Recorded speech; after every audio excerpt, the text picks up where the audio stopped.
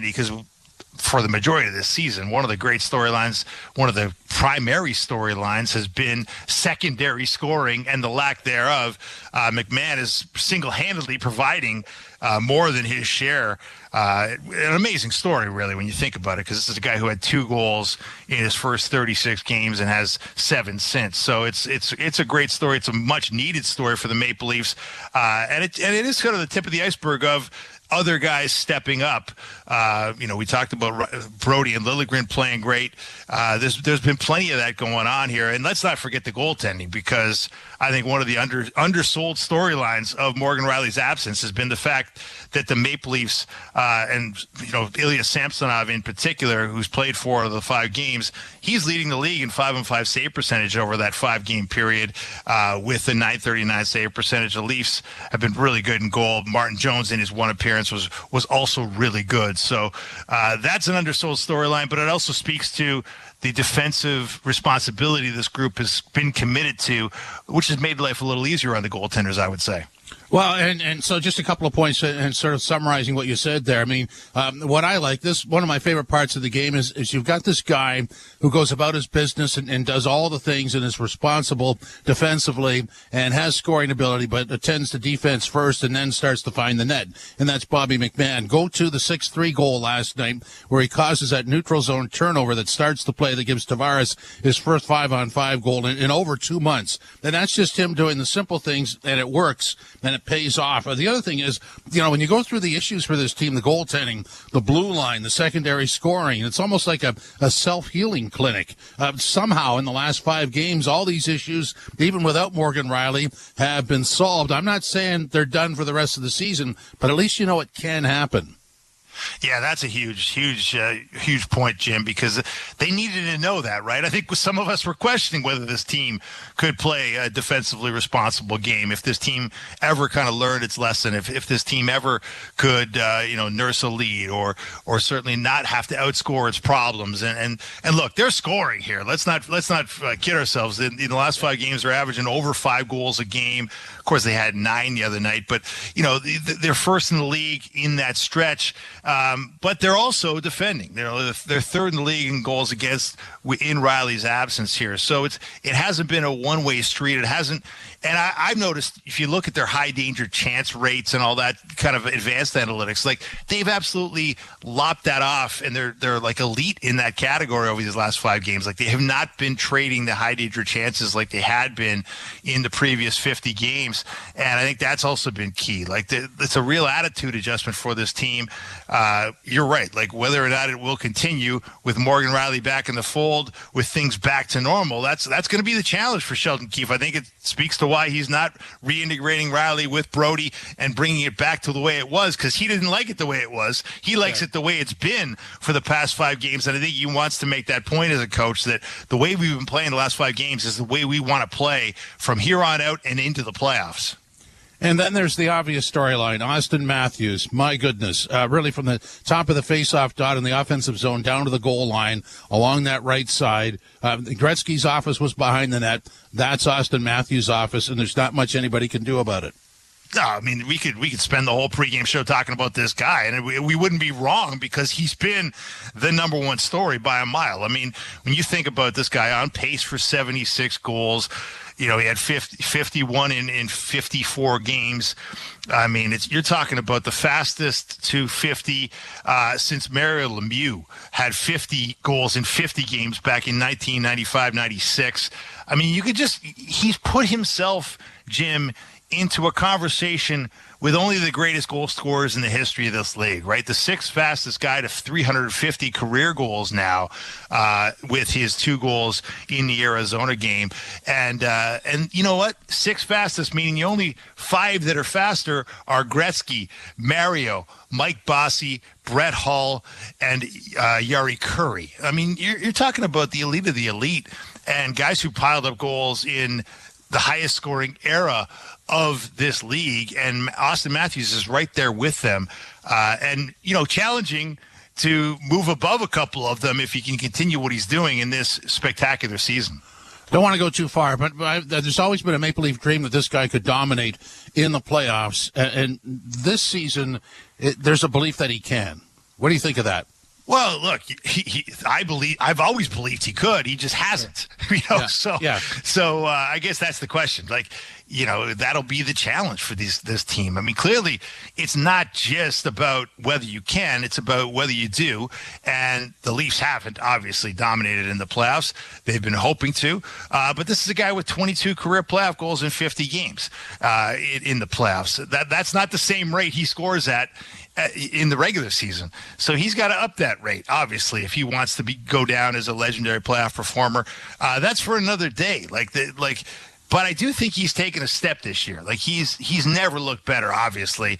Last year was a bit of a down year with some health issues, but this year he's really shown that he is on a different level than anybody else in this league when it comes to putting pucks into the net and to your point, to dominating zone time too, because it's not just about the pucks going in the net. It's about him, being able to possess the puck. It's been about him being very defensively responsible.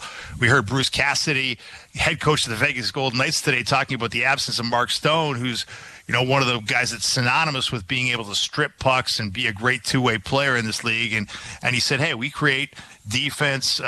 We create offense through our defense. We've always done that. We got to do it without Mark Stone. I think Matthews has done a lot of that too. And I think that is an underrated aspect of his game. And that should translate to the playoffs. But until you do it, we're going to ask him to do it. And we've got to see it to believe it. Leafs in Vegas. The pregame show continues. Leafs game night on TSN 1050, the iHeartRadio app, and the Leafs Radio Network. There's a channel that explodes with gritty guitar texture and perfect pop melodies. SiriusXM Pop Rocks serves up those undeniable 90s anthems, 2K hits, and today's fresh pop finds. Pop Rocks. Turn it up now on Channel 6 and anytime in the all-new SiriusXM app. The Power Play with Steve Koulias. And we're with John Cooper, head coach of the Lightning. You've been in Tampa 12 years. Do you think you could run the table where you are? We have something special here. For me personally, as long as the fire still burns and the burn to win and to make this city proud, I will do this as long until they kick me out. And as long as that's happening, if somebody takes me, I'll be there to give them everything I have. The Power Play, weekdays 3 p.m. Eastern on NHL Network Radio, SiriusXM 91, and the SiriusXM app. The Point with Boomer Gordon. The Avs got a little Jekyll and Hyde going on this year. And when they're rolling, they look unstoppable, and you think, wow, no one's going to slow down the Avs. And then when it doesn't go well, you go, they're just not deep enough. Nichushkin isn't there right now. We don't know if Landeskog going to come back. Yes, Colorado's good, Jake, but unless McKinnon's getting 2-3 points every night, they don't have the parts. Point with Boomer Gordon, 1 p.m. Eastern on NHL Network Radio, SiriusXM 91, and the SiriusXM app. The Power Play with Steve Koulias. With Tyler Toffoli of the New Jersey Devils. Lindy Ruff, is he still the prankster in the room? Just a quick little funny story. We had the little playoff football pool, and me and Nate Ashton won. Lindy obviously came up to me right away and asked where I was taking him out for dinner. He's been great at it, just with the whole season and being there, talking to all the boys when things aren't going well, and just trying to encourage us to play up to our potential. It's been good. He's awesome. The Power Play, weekdays 3 p.m. Eastern on NHL Network Radio, SiriusXM 91, and the SiriusXM app. Feel the passion of Major League Soccer all season long on SiriusXM FC. Stupendously magnificent! Every week, hear all the top matches, including every Inter-Miami game. Messi, up, overhead! And get analysis and insight from our team of experts like former MVP Tony Meola. He looks so confident. It's starting to look so easy. It's Major League Soccer's biggest season ever, and you can experience it on SiriusXM FC 157 and streaming on the all-new SiriusXM app. Join me, Gord Stellick, and Scott Laughlin as we recap the night that was on NHL Morning Skate, weekday mornings at 7 a.m. Eastern on NHL Network Radio, SiriusXM 91. The biggest names in the game. Trying to get behind Ristolainen, walks in, put it between his legs, shoots it, score! NHL play-by-play on SiriusXM. Join me, Scott Laughlin, and Gord Stellick, along with former NHLer Mike Johnson for NHL Morning Skate, weekday morning, 7 a.m. Eastern on NHL Network Radio, SiriusXM 91. Hi, this is Ray Hudson, and for all the biggest matches from club soccer's holy grail, the UEFA Champions League, tune in to SiriusXM FC 157. Leafs game night. Jim Taddy and Dave Feschuk from the Toronto Star with you. The Leafs in Vegas tonight. We go back to last night. And 5:01 into the game on a power play. Austin Matthews gets goal number 50. Of course, added goal number 51 later in the hockey game. And this game tonight is on TSN 4. To that end, James Duthie in conversation with Austin Matthews. Here's Austin Matthews. Congratulations on 50 and 51, being the fastest guy to 50 since Mario back in 96, which was the year before you were born. Look, it's a significant milestone to accomplish anywhere.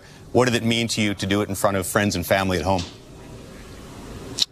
Yeah, it was special. Definitely fun to do it at home, friends, family, all that stuff. Nice to get the win as well. After a couple years of, them kind of having our number in that rink. So it definitely means a lot. And I mean, the beauty of the NHL is, the grind never stops. We're right back at it again today. So, hopefully we got another good effort in us. I know you'll take goals any way you can score them, but was it nice to get number 50 on a patented Matthews shot instead of the one that kind of bounced off your body? Yeah, I definitely didn't draw up that second one last night, but yeah, like I said, I mean, it was special to do it at home in front of friends and family. It's always special to go back and play there, so definitely a cool moment. You gave your mom and dad the pucks for 50 and 51 after the game. Is it true that the actual key to victory was Dad Brian not wearing the cowboy hat that he had worn for, I think, 4 straight losses for you there? I don't know. It possibly could be. Did you tell him to take it off? I honestly didn't. I was surprised we saw him without one there. So just rocking the classic Leafs hat, but I got the job done, so I can't complain. Look, I know your only goal is to make the playoffs and win the Stanley Cup, but you can't win the Stanley Cup until May and June. So while you're on a run like this and everybody's talking about projected goal totals, do you come up with a number in your head that you'd like to get to? No, not really. I think I just try to focus one game at a time and just go from there. I don't really get too far ahead of myself. Just try to stay in the moment, focused, on one game at a time, and just go from there. I know it's a little awkward and tired when everybody just wants to ask about your goal total. So what's it been like for you to watch Bobby McMahon go on a run like this?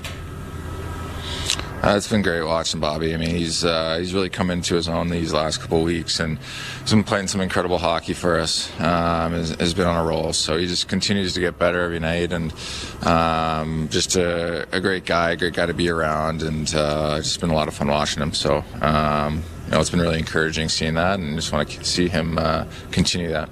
And finally, my Scottsdale insiders tell me you may have had the whole team over to your place on the off day for a virtual decathlon of sporting events, pickleball and hoops and ping pong and the golf simulator. So give me your analysis. Who was the overall best athlete at the Matthews complex on the Leafs? I don't know how this information keeps getting out to you guys, but may have family sources. I'd say David Kampf might have been the athlete of the day. Yeah, he won the basketball shooting game, and pretty good pickleball player himself, and just an all-around athlete. So I'd have to put him in that conversation. Outstanding. Listen, thanks for this, Austin, and best of luck tonight. Thanks, James. Leafs game night, Jim Taddy and Dave Feschuk. Dave, wouldn't it be neat if he'd answered the Duthie question about goal totals with, I want 70 this year, 80 next year. I'm not stopping till I get 100. I mean, that would have been fun, right? Why not? That's the old line about Wayne Gretzky. He got 200 points because he was trying to get 300. He was never shy about it. Gretzky was never shy about chasing records and chasing Gordie Howe and chasing Maurice Richard, or whoever we happen to be chasing at the moment. And nothing wrong with that. I just think, look, Matthews is a smart kid. He understands, not a kid anymore either. He's 26 years old, but he understands that people in this town only care about it really if it happens in the playoffs. And I think he's sort of muting the significance of it as much as he's reveling in it, because let's face it, to the point you made before the break, it won't matter as much if he doesn't follow it up with a great playoff performance. Absolutely stunning. And the best way to sum it up is Nylander's had a fantastic season, and he's 20 goals behind him. And that's remarkable, isn't it? Well, that's like, think about this. Like, Nylander scored in 5 straight games here, and we're not talking about him because we're talking about, Austin Matthews doing something we haven't seen in 30 plus years, depending on what we're talking about specifically.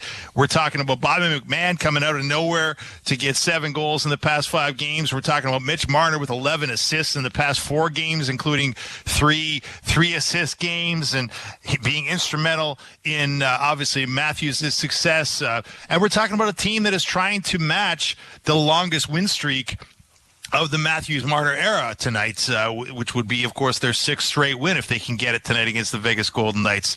So there's a lot of storylines here, and you're right. Nylander scoring in 5 straight and playing awfully well, and to your point, being way down the list of scorers, or like a Walmart away from Austin Matthews, as they say in golf driving. Like, it's remarkable. It really is. Like, the margin between him and the next guy in the league is massive, and it doesn't seem to be shrinking anytime soon. And this is a good test tonight. I mean, a Stanley Cup winning team, that big blue line, and so there's going to be not as much space in the offensive zone against Vegas. So it'll be interesting to see what the counter is. Yeah, look, I mean, you can talk about the guys that Vegas is missing. Obviously, Mark Stone, their captain, is out, week to week with an upper body injury. Jack Eichel is still out. But you're right; those 6 defensemen back there that won the Stanley Cup last spring, Martinez, Pietrangelo, Shea Theodore, and on down the list, and then of course Adin Hill, who leads the NHL in save percentage and who will be starting tonight. This is going to be a tough task, even though Golden Knights have stumbled of late. They've lost 3 in a row at home. They're not a machine of late, but we know they have the potential to be a very, very dominant machine in this league, especially when it comes to the games that matter in the spring. So not to be taken lightly, especially on a back-to-back. In Vegas, not an easy assignment at all. The Leafs, I think, are 4-3 this season on the second leg of back-to-backs, which is not terrible. You could call this what some call a scheduled loss, because it's a very tough matchup against a very good team coming off the game in Arizona last night. But you got to believe the Leafs are not thinking it that way. They're trying hard here to reintegrate Morgan Riley with the W. Stone, by the way, out with a lacerated spleen. That doesn't sound fun at all, does it? No, it doesn't sound like a quick heal either, does it? That sounds like something that's very serious, and you'd have to believe that it could be a while until we see Mark Stone again. Yeah, we're going to have many conversations about this over the next 2 weeks. 2 weeks tomorrow is the trade deadline. And just based on, obviously, the 5-game winning streak sort of sends us in a different direction. But based on the depth, obviously they're deep on the blue line, secondary scoring developing, the goaltending likely repaired, but you never really know. And Wall's with the Marlies, so 2 weeks from now we'll know if he's ready to go and finish off the season.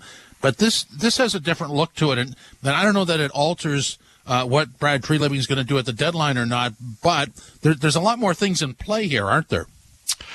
Well, look, I don't think you can, like most things, Jim, you can't get too excited about a 5-game win streak.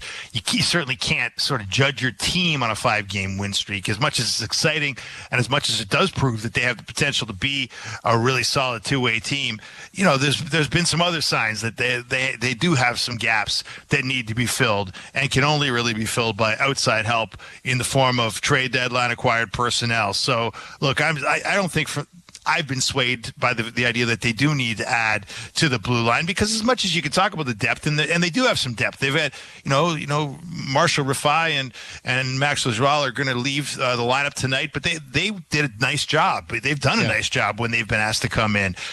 William Lagesson, I mean, he's done a nice job, and he'll play out along Morgan Riley tonight. But if you're looking for proven playoff performers in the way they added a Luke Shen last year, I think that's what I'm thinking of here. I'm not talking about guys that have done a nice job in the regular season. I'm talking about guys who've proven they can do a good job in the playoff cauldron. So I still think they need to add defense. You'd still like to see them add a proven playoff scorer on the wing if they could. I mean, look, this is a wish list a mile long, and we understand it's not always possible to get these things done, especially in this kind of seller's market where the prices appear to be very high according to everything you hear in the lead up to the trade deadline. So it's not going to be easy. No one's saying it is, but I do think they would be well served to augment this team with as much extra talent as they can. Because, look, it may never get better than this. I mean, like this is Austin Matthews in his prime. This is William Nylander playing like he's never played before. This is Mitch Marner really starting to pick it up down the stretch here. This is maybe as good as this team is ever going to play, or at least the core four is ever going to play. Maybe John Tavares taking a bit of a dip in his game, but I think you got to seize this moment, and I don't think you can afford to squander it by being conservative at the trade deadline. Yeah, I'm not saying that. I'm just thinking that there's things that have developed on this roster that if you tried to move them 2 months ago, there might be little interest, but because they're starting to develop, maybe they're included in deals. I don't know what exactly they're looking at, but there are more possibilities is what I'm trying to say here. Yeah, look, there's no doubt about it. I mean, look, would you include a guy like Nick Robertson in a deal? He certainly has made the TSN trade bait board for whatever that's worth. I mean, he's well down the list, mind you. I think he's in the 30s. It's not like anybody's expecting Nick Robertson to be dealt, but look, it's you're right. They've definitely raised the stock of a handful of guys here. Now, the problem is when you raise the stock of guys down the stretch of a season, you're inclined to keep them, right? You're not trading Bobby McMahon anytime soon here, even though you've raised his stock. I mean, this guy can help you. You need Bobby McMahon heading into the playoffs. By the way, he's been contributing. So you're right. Look, it's always good when your team's playing well. It's winning definitely showcases your players and much better than the alternative. And that has got to definitely make Brad Treliving happy if he's indeed trying to showcase anybody on this roster. Absolutely. And so in Vegas tonight against the Golden Knights, who are defending champs, and everybody knows what they're made of. Obviously, some lineup issues with them. And 5-4-1 their last 10 games. The Leafs 8-2. The Leafs road record, really 16-6-6. Not bad at all. There's a lot of teams that seem to have a good road record this year in the NHL. I don't know exactly what that means, but the Leafs are there. So for whatever that's worth. It means life at the Four Seasons of the Ritz-Carlton, Jim, and chartered air travel is pretty good, is what it means. I think, anyhow. Yeah, so in terms of challenges tonight, goals on the power play and PK, here's how they stack up. The Leafs power play firing at 28.8%, penalty kill at 77.4 for a total of 106.2, which is great. And for the other guys, 19.7 on the power play, 81.2, and that works out to 100.9, which is okay, but that Leafs power play is stunning, isn't it? And we got about 20 seconds to sum that up. Well, hey, 8 for 17 in Morgan Rielly's absence, 47% clip, and that's mostly with Timothy Liljegren running the point. So it'll be interesting to see exactly how they deploy PP1 in Rielly's return. We'll set up the opening face-off for you next. There are many peculiar words in the English language. Words like salivigant, peregrinate, nemophilus, peripatetic, and conviviality. Yet, there is no word for getting the most out of winter in your Subaru, thanks to symmetrical full-time all-wheel drive and X-Mode. Until now. We call it unhibernate. As in, while your neighbors stay home, you'll be unhibernating all winter in your Subaru. So peregrinate to your local Subaru dealer today, and welcome to Uncommon Winter Confidence. Breaking story from Alpine News Network. Ron is a teacher helping bright minds, but this time he needed help. Alpine Credit sent a cosmic superhero with a debt consolidation loan. She conjured a magic book, Debt Consolidation 101. Lesson 1, consolidate debt into one low monthly payment. Lesson 2, nothing. It's a short book. Own your home? Need a loan? Alpine Credits can help. Alpine Credits, where homeowners get approved. Just for license 12616. Who says kids get to have all the fun during March break? Say no to building a snowman. And shell yeah to building sandcastles with Sunwing Vacations. We've got what you're looking for out of paradise, like water parks, crystal clear waters, white sand beaches, and more. Not to mention a host of breathtaking destinations, each as beautiful as the last. When you save more, you can explore more with your travel agent or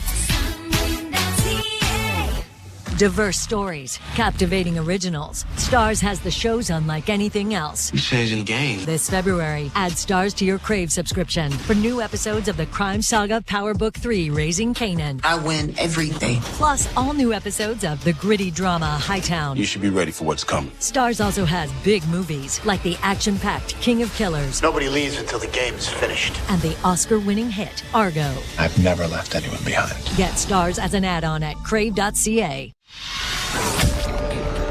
The Leafs going with the assortment package in their last 5 games, all wins, many different looks, and while the big names continue to roll, roster depth is now showing on the score sheet as well. Bobby McMann is on a tear. Secondary scoring is apparent. Morgan Rielly returns from suspension, and so there's only one question. Will the winning streak continue? Guy, will it? Well, let's find out. Molson Canadian Leafs hockey starts now.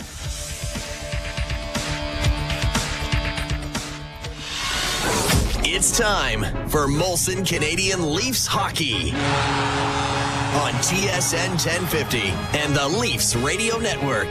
The Leafs live here. Welcome to Molson Canadian Leafs hockey. Jim Taddy, Dave Feschek from the Toronto Star with you.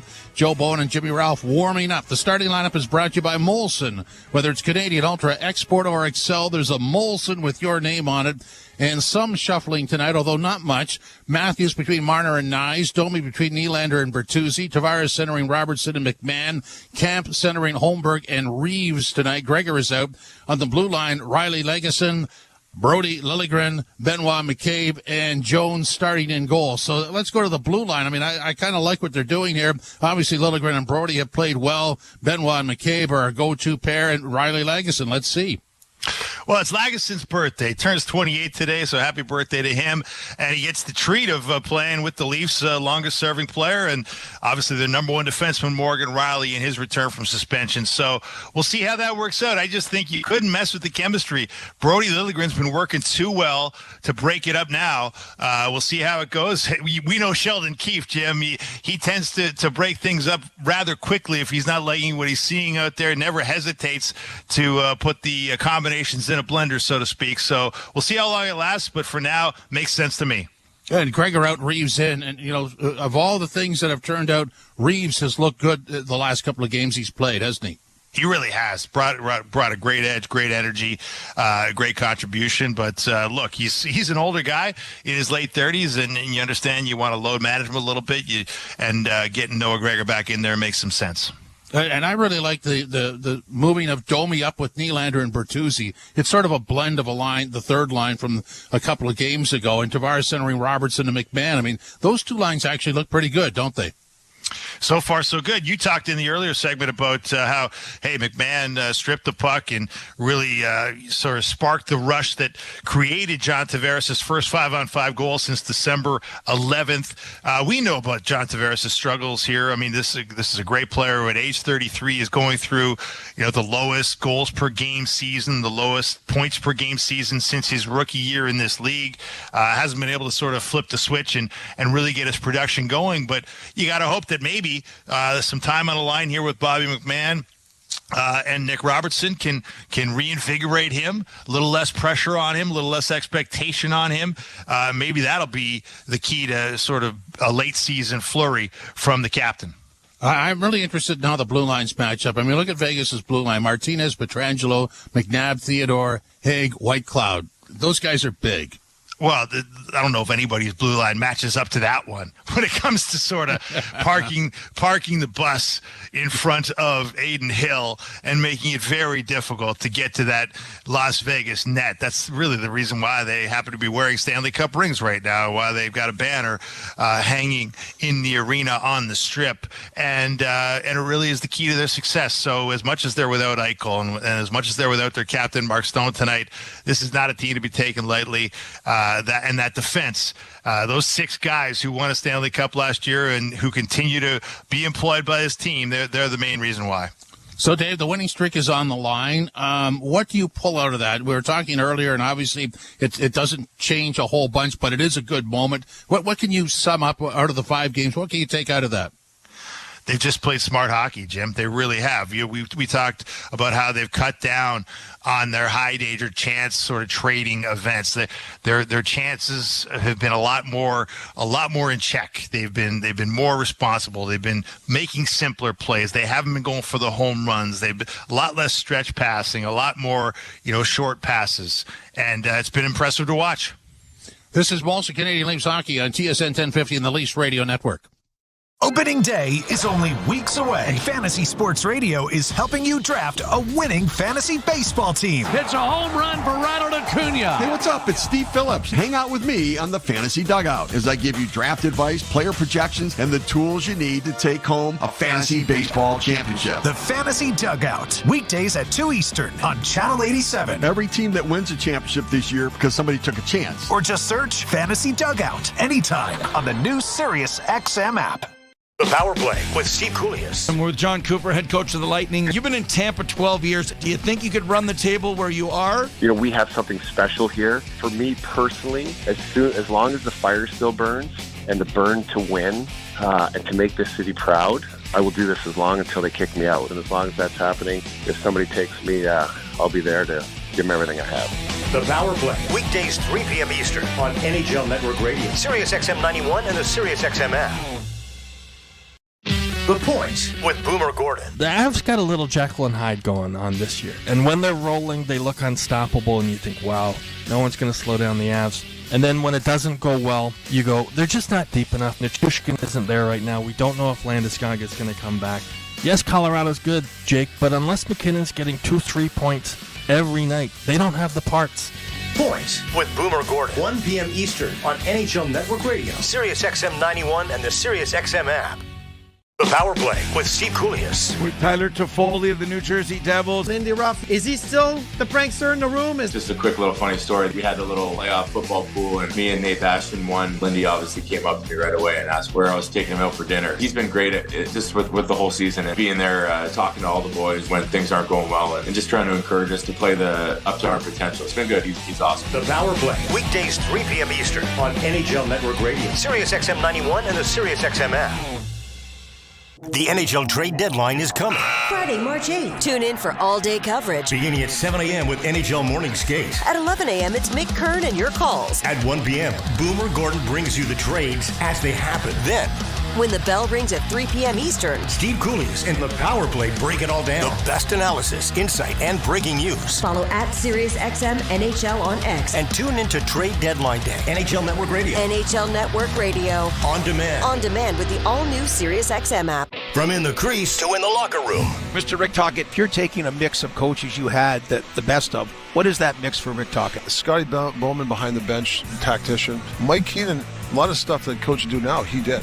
Jim Schoenfeld, the father figure. And Mike Sullivan. I still talk to guys like Craig Berube, Travis Green. So, there's a mixture, and then you got to find your own niche, right? Sirius XM, NHL Network Radio, Sirius XM 91, and on your schedule with the Sirius XM app. Hey Toronto, I'm David Morsuti, host of the daily Toronto Maple Leafs podcast, Locked On Leafs, part of the Locked On Podcast Network on the Sirius XM app. Every weekday, we bring you the latest Leafs news and analysis, break down all the action, including this game you're listening to right now, and preview the next one. We're giving you everything a Leafs fan could want, all in a daily 30-minute podcast. Download Locked On Leafs right now on the Sirius XM app, available with all trials and popular plans, or where you get your podcasts. Search Locked On Leafs. The biggest names in the game. Trying to get behind, wrist the line, and walks in, put it between his legs, shoots it, score! NHL play-by-play on Sirius XM. Hey, from Vegas as the Leafs defend the goal to our left and the Golden Knights are to our right. The Leafs have got a 4-game winning streak on the line here as they are playing extremely well and trying to push the envelope a little bit more as it's down into the corner in the Vegas zone as the centering pass comes out. And it'll be Martinez getting it to center and getting it down into the Leaf end. Morgan Rielly back into the fray after serving his 5-game suspension. The Leafs in a 5-game winning streak because of that, as that extended last night at the extent of the Arizona Coyotes. Back to the point, long shot, deflected and bouncing into the goal crease area, and it just was rattled wide of the net. Martin Jones starts in goal for the Maple Leafs, and it is Aiden Hill in goal for the Vegas Golden Knights. No icing here as it's coming back. Jones is 10-7-1 and 3-6-1 lifetime against the Golden Knights. I mean, this is a simple wrist shot from the point that gets deflected down. It goes off Martin Jones and then up and over his right shoulder. Bounces on the goal, or just before the goal line, but looked like a Tiger Woods wedge, didn't it? It caught the edge of the puck. Instead of flipping into the net, it flipped backwards or towards the front of the goal and out, which was a good piece of fortune for Martin Jones. Nylander working out of his own end, got it up on the left wing. Domi, a cross-ice pass for Bertuzzi and a shot. That was stopped. The rebound, trying to tuck it in on the short side, was Morgan Riley, who was down in the corner. Played up on the left wing side now and brought out by Barbashev. It'll be played to the line, intercepted by the Leafs and fed ahead, but unable to trap that was Nylander, who is now heading to the bench. Brought to the line and in on a close offside there maybe, and a shot there goes off the blocker of Jones and wide of the net. Puck back to the point. Long shot drilled there by McNabb. Went high and wide. Back to the point on the far side for Whitecloud. Over to McNabb. McNabb gives it back to his defense partner, and the shot hits the side of the Leaf goal. 2 minutes into the books. No score. Glad you're along with us. Leafs completing their road trip on Saturday in Colorado. Golden Knights regrouping. Haig gets it ahead and across the line, trying to make a move to Amadio. He got spun around there by McCabe. Point shot comes, stopped by Jones. Centering feed, knocked away to the line, but not cleared. Near side now for Haig. Haig down into the corner on the left wing side, and Stevenson goes around back of the net. Back to the point once more. Looking for Haig on the near side, but the shot went wide, and the Maple Leafs will get it clear to center ice. Vegas has started quickly here and dominated the proceedings. Amadio in with a shot. Pad save. Rebound in front of the net. Kicked in front of the goal and controlled again by Vegas. To the blue line for Haig. Haig with a long shot, and this one is caught by Martin Jones, and he is going to cover up on that and bring a stoppage of play in the Toronto zone. Aiden Hill is a Comox, British Columbia native. Played with Arizona and San Jose before the last 2 seasons in Vegas, and comes in with a record of 14-5-2, 2.15 goals against average, and a sparkling .929 save percentage.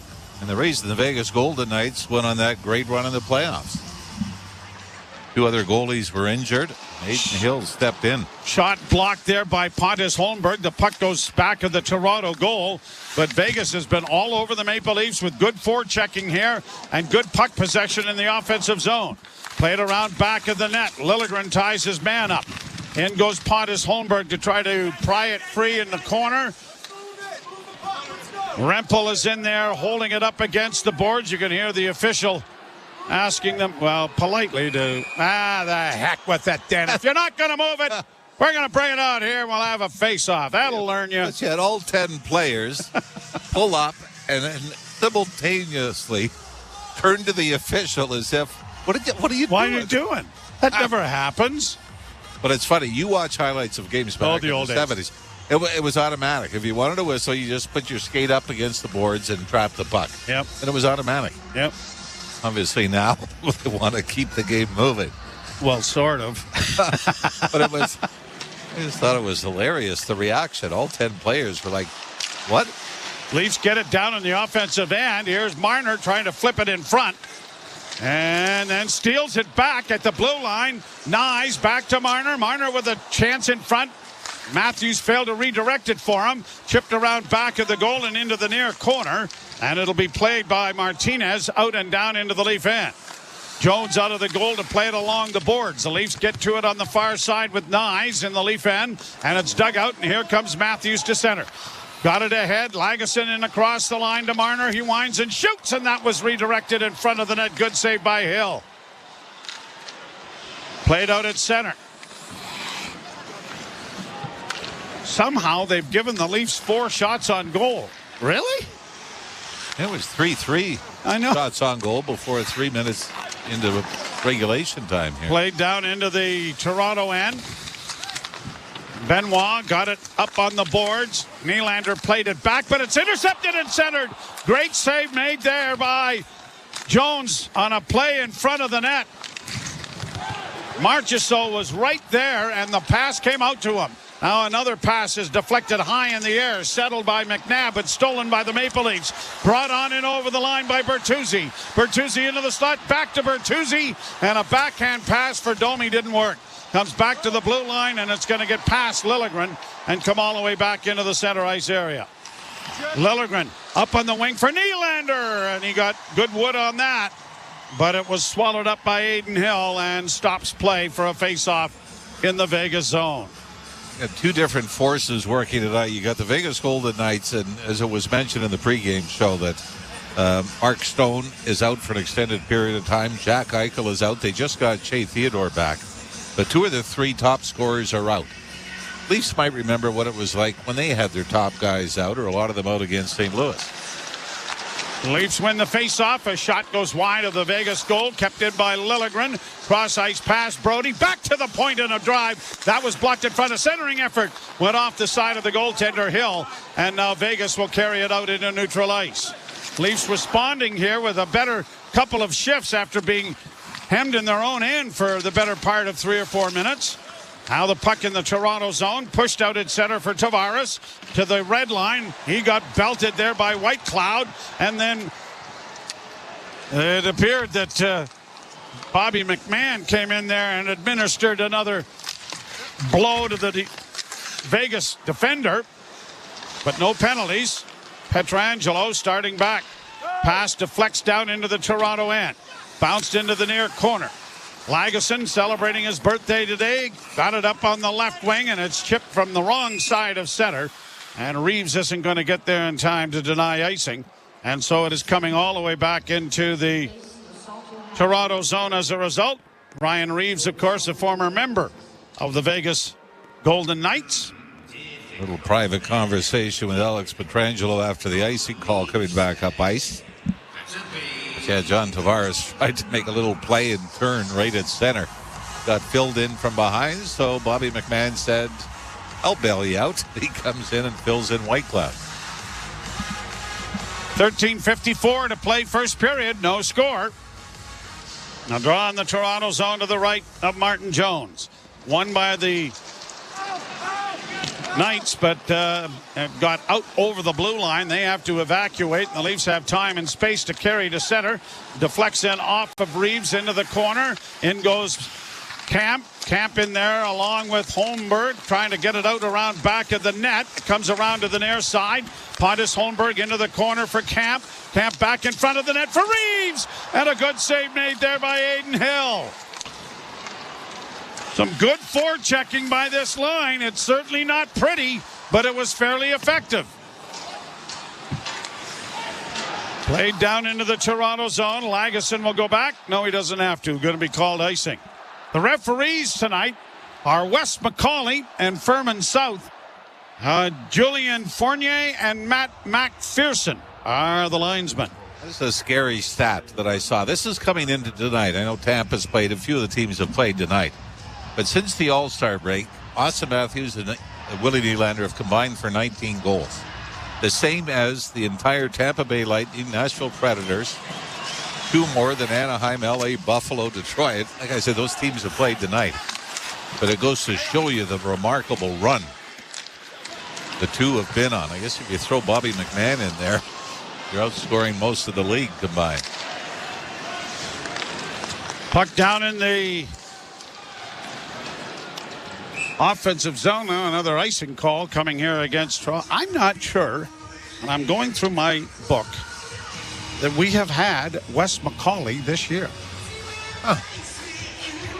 And you'll recall that in the postseason, the Leafs' record with Wes McCauley refereeing was not good. Was not overly good. And as I go through here, I do not see him at all. Things that make you say, Leafs in the offensive zone with a quick shot in that. Trickle behind Hill off the stick of Bertuzzi. But he was able to reach behind and get a glove on it. That just got over the left pad and under the glove, but Hayden Hill was able to squeeze on it and scoop it up off the goal line. And we will step aside. You're listening to Molson Leaf Hockey on TSN 1050 and the Maple Leafs Radio Network. Let the games begin. On Sirius XM, you get all the sports play-by-play you want and all the live sports talk you need. It's always a home game when you listen to the NFL, NHL, NBA, and MLB on the all-new Sirius XM app. How good is that? We fuel your fandom with NASCAR, the biggest college games, PGA, and soccer. And when news breaks, hear instant reaction. We got a big developing story out of Cincinnati. The all-new Sirius XM app. Everything a sports fan needs, all in one place. The Power Play with Steve Koulias. I'm with John Cooper, head coach of the Lightning. You've been in Tampa 12 years. Do you think you could run the table where you are? You know, we have something special here. For me personally, as long as the fire still burns and the burn to win and to make this city proud, I will do this as long until they kick me out. And as long as that's happening, if somebody takes me, I'll be there to give them everything I have. The Power Play. Weekdays 3 p.m. Eastern on NHL Network Radio, Sirius XM 91, and the Sirius XM app. The Point with Boomer Gordon. The Avs got a little Jekyll and Hyde going on this year. And when they're rolling, they look unstoppable, and you think, wow, no one's going to slow down the Avs. And then when it doesn't go well, you go, they're just not deep enough. Nichushkin isn't there right now. We don't know if Landeskog is going to come back. Yes, Colorado's good, Jake, but unless McKinnon's getting 2-3 points every night, they don't have the parts. Point with Boomer Gordon. 1 p.m. Eastern on NHL Network Radio, Sirius XM 91, and the Sirius XM app. The best hockey lives here. Burns gets it back. Stick handles to the backhand. Moves in front. Score! NHL play-by-play on Sirius XM.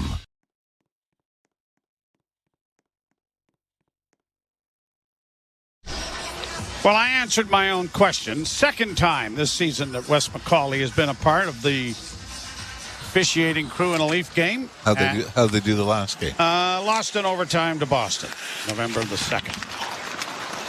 Puck in the center ice area. Knights get it in. Stevenson on the left wing had it knocked away, but not cleared by the Leafs, and a long shot knocked into the corner off a body in front. Nylander chipping it to the blue line, but not out. Kept alive, and now Morgan Rielly getting it back in the net for Lagesson. Lagesson up on the wing looking for Domi. Domi is able to punch it to the line, but not get it out. Stevenson gets it back on the left side. Stevenson into the corner, had it knocked off his stick. It comes back to the point, and a weak shot went well wide of the goal. Rielly knocks his man down. Could be a suspension there. Long shot stopped there on the short side by Jones, and the puck along the boards now brought on by Vegas, and Rielly will go around back of the net. Rielly gives it back. Lagesson on the boards, gets it ahead. No, had it blocked. Has to try the other side. And Lagesson, and he'll try it once more. This time he finds Nylander back. Lagesson on the boards, gets it ahead. No, had it blocked. Has to try the other side. And Rielly will try it again, now to Lagesson, and he'll try it once more. This time he finds Nylander, and Nylander finally gets the puck out at center ice. Polisar shooting it right back in again, hustling in after it. Knocked away by Lagesson up on the left wing boards. Trying to barge down the wall was Nyes. That didn't work. Matthews turns and is able to play it out at center ice. Marner couldn't come up with it. Matthews in his own zone. Makes a little pass back for Liljegren to Brody. Brody getting it back to Liljegren, who has to retrace his steps and go around back of the net. 11 minutes to go. First period, no score. Shots are 9-8 favoring Vegas. Played down into the night zone. Haig getting it back into Toronto territory. Liljegren hustling after it. Ties up his man. Carlson back of the goal that came in front. And the Maple Leafs find Marner, who's stationary, but playing it ahead for Matthews. Matthews brings it back into his own zone, and the Leafs have to regroup it. And now Marner, with some momentum, is able to carry it out at center. Made a move to get it to the line. In along the boards now it goes to McMahon. Back into the corner to Marner. Marner back to the point. Backhanded then by Liljegren to the front of the net. No one there.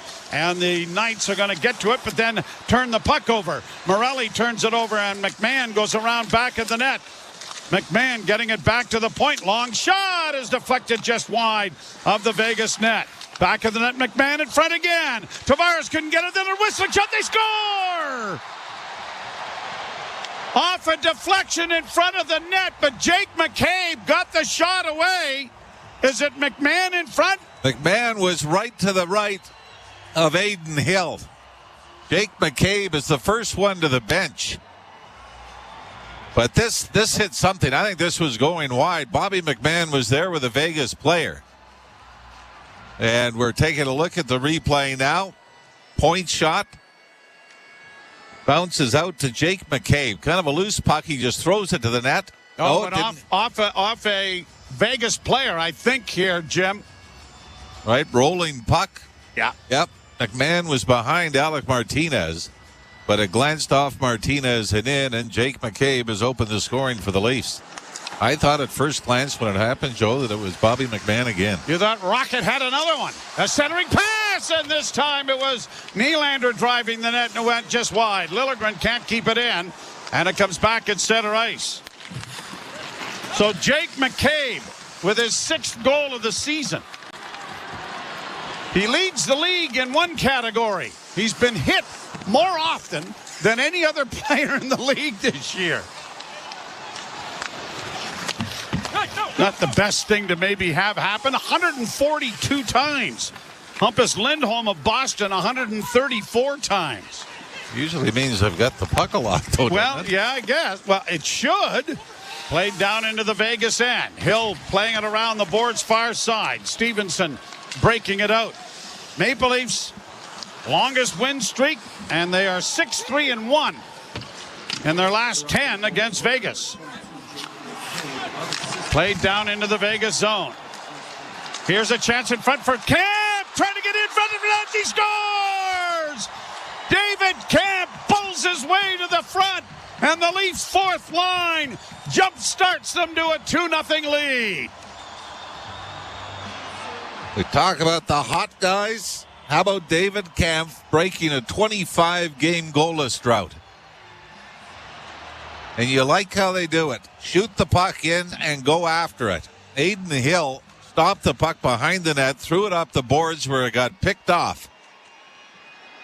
As the puck's bouncing, and Pontus Holmberg was the one that eventually corralled it at the top of the right wing circle and threw it towards the front of the net, where Camp not only picked it up, but went backhand forehand and around the right pad of the sprawling Hill to give the Leafs a 2-0 lead midway through the opening period.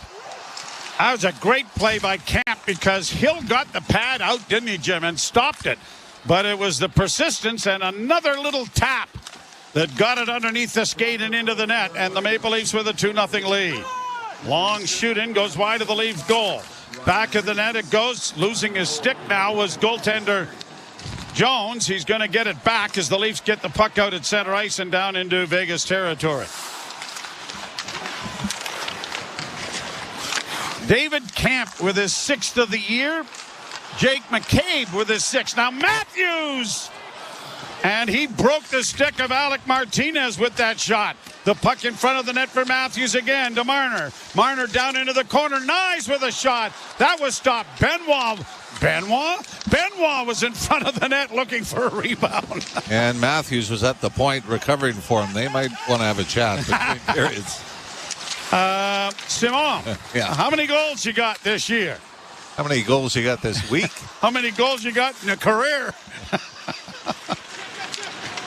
He does have the empty netter. Well, there is that, yes. Bouncing in on the Leaf goal, played around back of the net by Riley. Morgan Riley digs the puck out and leads the rush to center. 3-on-2. Down the right wing, McMahon going to the net. And that was up. The rebound was chipped around back of the net. Rocket McMahon has just really come on here as a shot stopped by Jones, and he's going to cover up on it at the short side and stop play. Boy, everything's working now, isn't it? You got Jake McCabe on a rolling puck going wide, bounces off a Vegas player and in. And David Camp, first goal in 26 games to make it 2-0. Ryan Reeves draws the assist on the Camp goal, and the Maple Leafs have a 2-0 lead. You're listening to Molson Leaf Hockey on TSN 1050 and the Maple Leafs Radio Network. You've heard that sound before. A basketball going off the backboard and in. A bank shot. Well, that's actually the sound of a fan winning a Raptors jersey. That's the sound of a fan getting a signed Raptors basketball. And that's a fan scoring tickets to the NBA Finals. With the Tangerine Bank Shot contest, every bank shot the Raptors score this season wins a fan a prize. Enter for a chance to win at tangerine.ca/bankshot. Tangerine, that's forward banking. Today, when it comes to following sports, a basic box score just won't cut it. Get the stats behind the stats with NHL Edge. So you won't just see Makar's time on ice. You'll see where he spent it. You won't just know Matthews scored. You'll know how hard he shot it. And you won't just get OV's shot total. You'll know where he shot it from. Even if they're all from the same place. Know more about every stat, every shift, and every star with NHL Edge. Breaking story from Alpine News Network. Sandra and Kabir are celebrating 50 years of marriage by turning their boring bedroom into a spicy one. Oh my. Alpine Credit sent a super strength hero to help with a home renovation loan. New floors, windows, a heart-shaped button that plays this tune. Okay, I think that's quite enough. Own your home? Need a loan? Alpine Credits can help. Alpine Credits, where homeowners get approved. Just for license 12616. Joe Bowen along with Jim Ralph here bringing you the action as the Leafs are in Vegas. Jim Taddy and Dave Feschuk for our intermissions. Matt Cardadero is wearing the captain's hat in the control room. And Cameron Moore is trying to keep the coffee hot. A little late night here. Bouncing puck down into the Toronto zone. Marner. Far side. Brody got it out. Nice. Tried to chip it in. Then is able to bring it in. Matthews along the board. Swings it around to the near side. It'll be trapped by Marner. He got a shot away that was blocked. Where'd the puck go? Looking for it was Nicholas Raw. And it got up into the air so much that they lost sight of it. And everybody's kind of hoping it was going to land on their stick. Now the Leafs bring it back in. Nice! Got it in front of the net. Matthews' shot goes off his stick and up into the screen out of play. Really is a bit of defensive gem, has it, for either team. 29 shots already. 16-13 now favoring the Leafs. The Vegas Golden Knights. We mentioned when Jack Eichel first got hurt, they went on a pretty decent tear. But they are 1-3 in their last 4 games coming into this one. Draw to the right in the Vegas zone. It was like a 7-2-1 stretch when Eichel first got hurt. And I think, like you see with Morgan Riley, that you can get away with it for a while. But eventually losing your top players is going to cost you. Not a good idea. Leafs keep the puck in. Lagesson into the corner for Domi to Riley. A one-timer that was blocked. Kept alive by Lagesson. Domi back to Lagesson. Nice pass down into the corner. Riley, a centering feed. And that was knocked away, but Domi is there. Back across again for Riley. Riley's shot. That's knocked down and gloved by Hill. And Tyler Bertuzzi was being a real nuisance in and around that goal crease area. Exactly where you want him, though, isn't it? Absolutely. And a lot of times when you start to struggle offensively, you start trying to find open ice rather than engage in the battle in front of the net. And you see here, another look at it on the replay, Braden McNabb is all over Tyler Bertuzzi, but you see the problem it causes. It's a wrist shot from the left wing boards. But Aiden Hill has all kinds of trouble with it because of the traffic and the fact that Bertuzzi's there sniffing around for a rebound or redirection. 6:06 to play in the first period. 2-0 Toronto. Icing waved off, so Liljegren hustles back to the loose puck. He'll make a bank pass ahead for Reeves. Rink wide, springs the Leafs centerman. Our defenseman Riley to Camp. And a sharp angle shot is easily handled by Aiden Hill to bring a stoppage of play in the Vegas zone. 5:49 left to play, first period. The Leafs 2, Vegas no score. You're listening to Molson Leaf Hockey on TSN 1050 and the Maple Leafs Radio Network. The NFL's top draft prospects are ready to show what they've got at the 2024 NFL Scouting Combine. Deep down the middle of field, Marvin Harrison's going to take it to the house. Tune in for exclusive interviews with GMs, head coaches, and the top prospects as they prepare for the NFL Draft. You put the tape on, they're good football players, so sometimes it helps. You kind of know what you're getting. Coverage kicks off Tuesday at 9 a.m. Eastern on SiriusXM NFL Radio Channel 88 in the car and on the all-new SiriusXM app.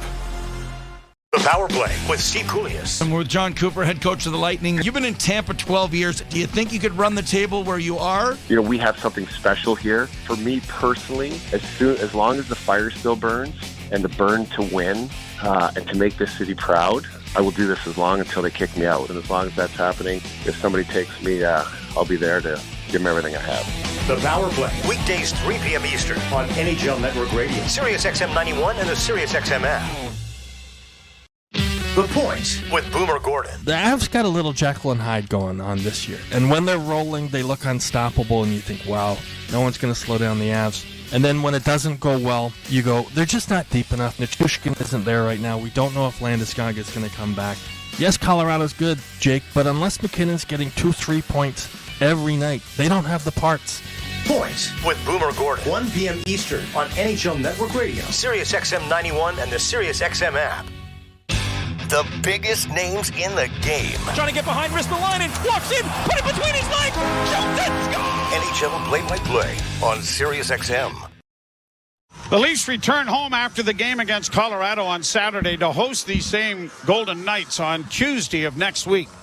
And I sincerely hope that when Morgan Riley is introduced, possibly in the starting lineup, that he gets a thunderous ovation from those at Scotiabank Arena. I really do. Draw one by the Leafs, centering pass out of the reach of McMahon. The puck centered in front. The shot by Tavares scores! 3-0 Toronto. The captain's on the board. And a quick turn of events in the second half of this period. Until last night, John Tavares had not scored an even-strength goal since December 23rd.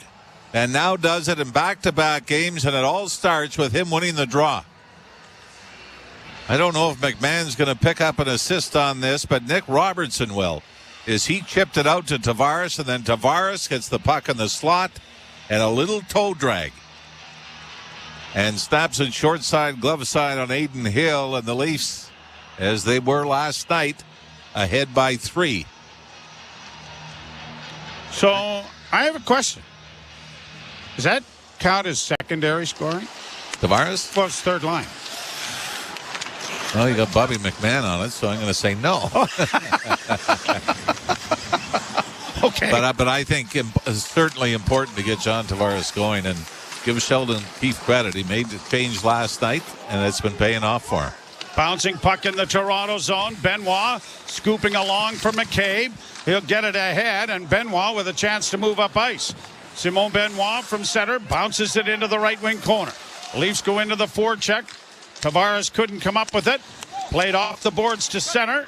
Chipped in over the line then by Paul Cotter, and it is Brody going around back of the net. Centering pass, that was blocked. Brody having difficulties with it, but now brought on by Matthews. Matthews got it ahead on the left wing. Down the boards and into the corner it goes. Trying to make a play was Brody to get it in front. It goes back of the net. Came right in front of the net and right by Matthews. Now he deflects it over top of the goal. He was in position A. I mean, we should actually watch that more often. That never happens, right? He's right in front of the net. Position A. Perfect pass. And he can't handle it. Snake bit. Yep. Back of the net, far corner. Can't get a break. No, I know. He's in such a slump. Played back down into the Toronto zone. TJ Brody has gone 87 games without a goal, 22 assists in that. But in his last 5 games while playing on the left side, as Nylander works down the right wing and curls round back of the net, looking for a man in front, sent it out in front. Domi! That was up the rebound. Scores! Max Domi! 4-0 Toronto! Holy Mackinac, what a period! Morgan Riley makes a great entry into the Vegas zone. And eventually a great pass to Max Domi, who doesn't deliver the one-timer. Has to stop it, takes the shot, gets the rebound back, and then buries it far side, glove side. But Willie Nylander with a great pass as well, coming out from behind the net, looking up. And Morgan Riley, Joe, was really the reason the Leafs were able to get it into the zone deep. And Max Domi, talk about guys that have been struggling finding the score sheet tonight. For Domi, that's only his second goal in the last 16 games. I'm suggesting that there are 4 goals scored, secondary scoring for the Maple Leafs here in this period. Yeah, Tavares might argue that one to an extent. A little. Brought to center ice and chipped in. All right, how about the bottom 2 lines then? Can we do that? Would you work with me on that? Well, it depends on who's on them. Boy, you are really having a tough night with me, aren't you? Centering pass deflects wide of the Leaf goal. Not the toughest. No, that's right. Into the far corner, Barbashev trying to come out. 2 out covered. Got it back to the point, though. Haig trying to get a shot away. Another shot. That deflects high and wide. Boy, there was a crowd in front of that net in white jerseys. There was no way that was going to get through to goaltender Martin Jones as the Leafs lifted to center ice. Leafs have really got to treat this like the last minute of a game and a 1-goal lead. Here's Tavares working back in. He's driving the net again. He's in the goal. Oh, my! And he almost tucked that in. Well, the Vegas defense has just been soft on the Leafs driving towards the net. Played right back down into Vegas territory. Hustling in there after it is Bobby McMahon. Back to the point. Robertson kept the puck in, but his pass was blocked, and it's carried down into the Toronto zone. But Robertson does a good job defensively there against Byron Freese. And the puck comes back to the point. Now a whistling shot into the glove, seen all the way from the point by Martin Jones. Some good boxing out done there. 2 minutes and 1 second to go in period number 1. And it is the Maple Leafs 4, the Golden Knights nada. Sad, even though you look at who's not in the lineup for Vegas. The Leafs certainly had to bring their A game to be able to jump out, but I've been very surprised at the number of times we've seen it with Tavares. We've seen Max Domi wide open. Number of times that the Leafs have been able to drive the net. Even David Kamp's goal without much of any kind of opposition for the Vegas defenseman. Played ahead by Vegas and knocked down into the Toronto end. Chipped along the boards at the point of shot. That redirected off Riley in front of the net, went wide of the goal. Vegas trying to come away with a loose puck. Got it into the slot. A backhand off the skate of Riley goes to the far corner. Oh, what a hit there by Nyes as he crumples one of the Vegas Golden Knights. And he is slow to get up. Is that Cotter? I believe, yep, Paul Cotter. And he is a little woozy getting to his feet as Nyes and he battle for the puck. And Nyes won the battle rather emphatically. And actually, Cotter was the one that initiated the contact. He leaned into Nyes, and as he did, Nyes just simply lowered his left shoulder. And he got leverage on him. Yeah, and I think it might be Cotter's left shoulder. And I don't believe there was a penalty being called on the play. Yeah, left shoulder for Cotter as he's holding it over on the Vegas bench. Bertuzzi and Nylander assist on Domi's 6th goal of the season at 16-11. So from the 10-minute mark of the period when Jake McCabe scored an unassisted goal, Camp from Reeves, Tavares from Robertson and McMahon, and Domi from Nylander and Bertuzzi. Especially, Joe, when you look at Aiden Hill's numbers, I know you gave them at the start. Oh, I mean, to get 2 in a game would be about average. Then they've got 4 here in the opening period. Played up on the left wing by Roy. He'll send it down into the Leaf end. Less than a minute to go in the period. Benoit scooping it around, but it won't clear. Intercepted, though, by the Leafs, and they're going to get it out into center ice territory. Nylander unable to reach it. And now quickly played by Vegas back into the Toronto zone. Benoit stood up his man there. Marchessault took a pretty good hit. It's not the same old Maple Leafs. You're going to be in a physical battle. Here's Camp getting it back to the point. Brody walks the line, got a wrist shot away, but it went off a stick and has found the mesh in behind as TJ Brody looks for his first goal in a while. I think we've seen it, but I believe Logan Thompson is in goal now for Vegas. Okay, I did not notice the change, but we will check on that. Just noted the left-handed goaltender again. Okay, yes, you're right. All right, you're listening to Molson Leaf Hockey on TSN 1050 and the Maple Leafs Radio Network. Hey, what's going on? This is Kevin Hart, host of Gold Mines on Laugh Out Loud Radio, Channel 96. Here to tell you about the brand new Sirius XM app.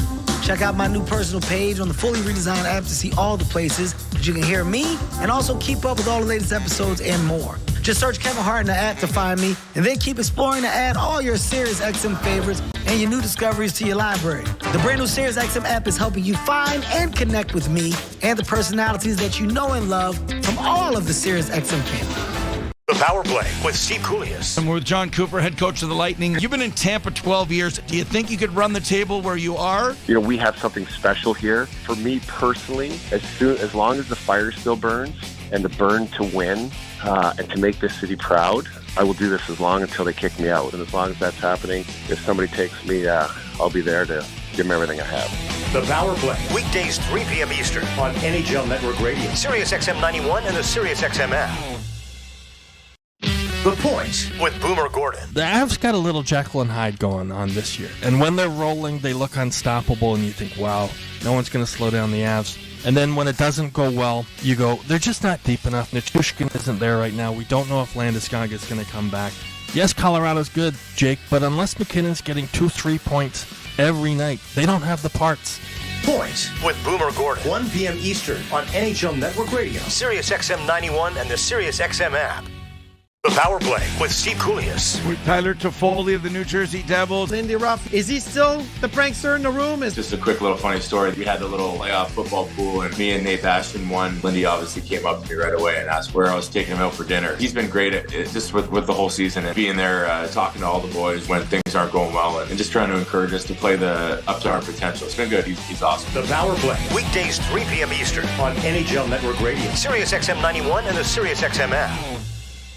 Feel the passion of Major League Soccer all season long on Sirius XM FC. Stupendously magnificent! Every week, hear all the top matches, including every Inter-Miami game. Messi, up, over, and get analysis and insight from our team of experts like former MVP Tony Meola. He looks so confident. It's starting to look so easy. It's Major League Soccer's biggest season ever, and you can experience it on Sirius XM FC 157 and streaming on the all-new Sirius XM app.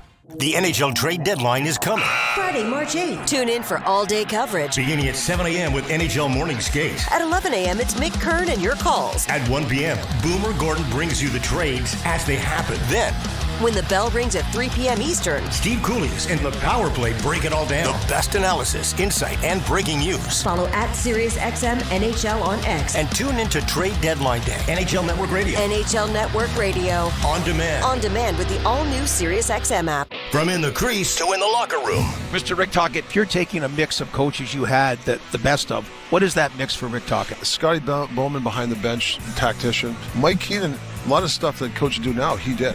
Jim Schoenfeld, the father figure. And Mike Sullivan. You know, I still talk to guys like Craig Berube, Travis Green. So, you know, there's a mixture, and then you got to find your own niche, right?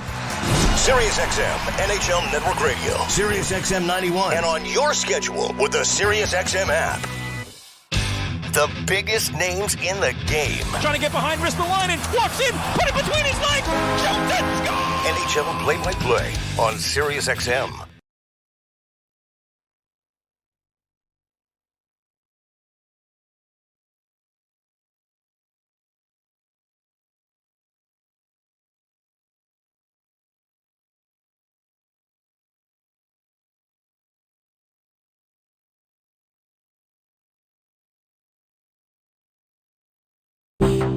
scheduled to air at this time on this GK fan. Max Domi! 4-0 Toronto! Holy Mackinac, what a period! And that's where we stand. 4-0 for the Leafs over the Golden Knights after 20 minutes of play. TSN After 20 is brought to you by your Ontario Subaru dealers. Unhibernate.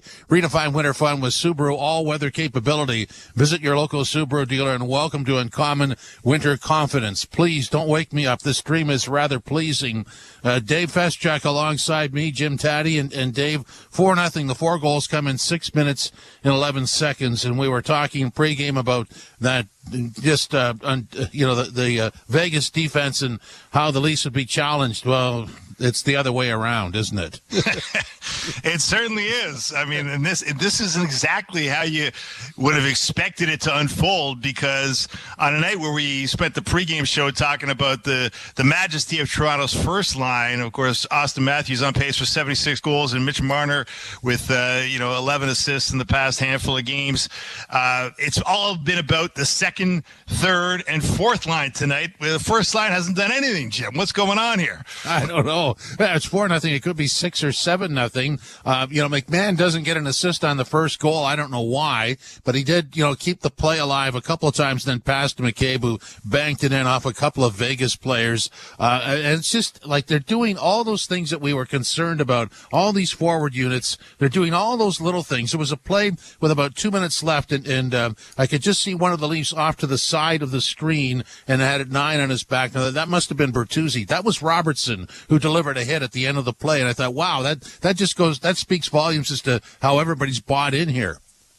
Oh, absolute buy-in. I mean, we haven't seen this team play like this all season. This is as well as I've seen them play. Certainly, has to be the best period we've seen in an awfully long time. And you're right. It's obviously about the goal scoring. It's great that they've got the 4 goals. You chase Aiden Hill, the NHL's leader in save percentage, after 3 goals on 19 shots. All good things, but they've all been produced by the great work of this team to forecheck and maintain zone time, and great puck pursuit, and great just a great ability to sort of get pucks to where they need to be with support, and here you go. You're absolutely off and running with a 4-0 lead after 20 minutes. Each one of these goals is a good storyline. The McCabe goals, they said McMahon kept it alive, passed it out front, banked it off a couple of players, including the goalie. The next goal is Kampf, and that's good pressure in the Vegas zone, and Kampf with just the ultimate bank job after he got robbed on the save, and then was able to follow through and tuck it past the goaltender. The Tavares goal is the result of all 3 players on the forward unit, Robertson, McMahon, and Tavares playing together really well. And Domi's goal is the result of, they just wouldn't give up. He just kept trying. Yeah, for sure. I mean, you're right. The Kampf goal, I mean, there's your 4th line out there. Before the game, we talked that maybe Ryan Reeves was going to be removed from the lineup in favor of Noah Gregor, and indeed it was not. Reeves is out there, and Reeves actually forces the turnover that keeps the puck alive, gets it to Kampf, and you're right, Kampf with a great second effort to get it past Hill, and it's just a great play. And we've seen so much of that tonight.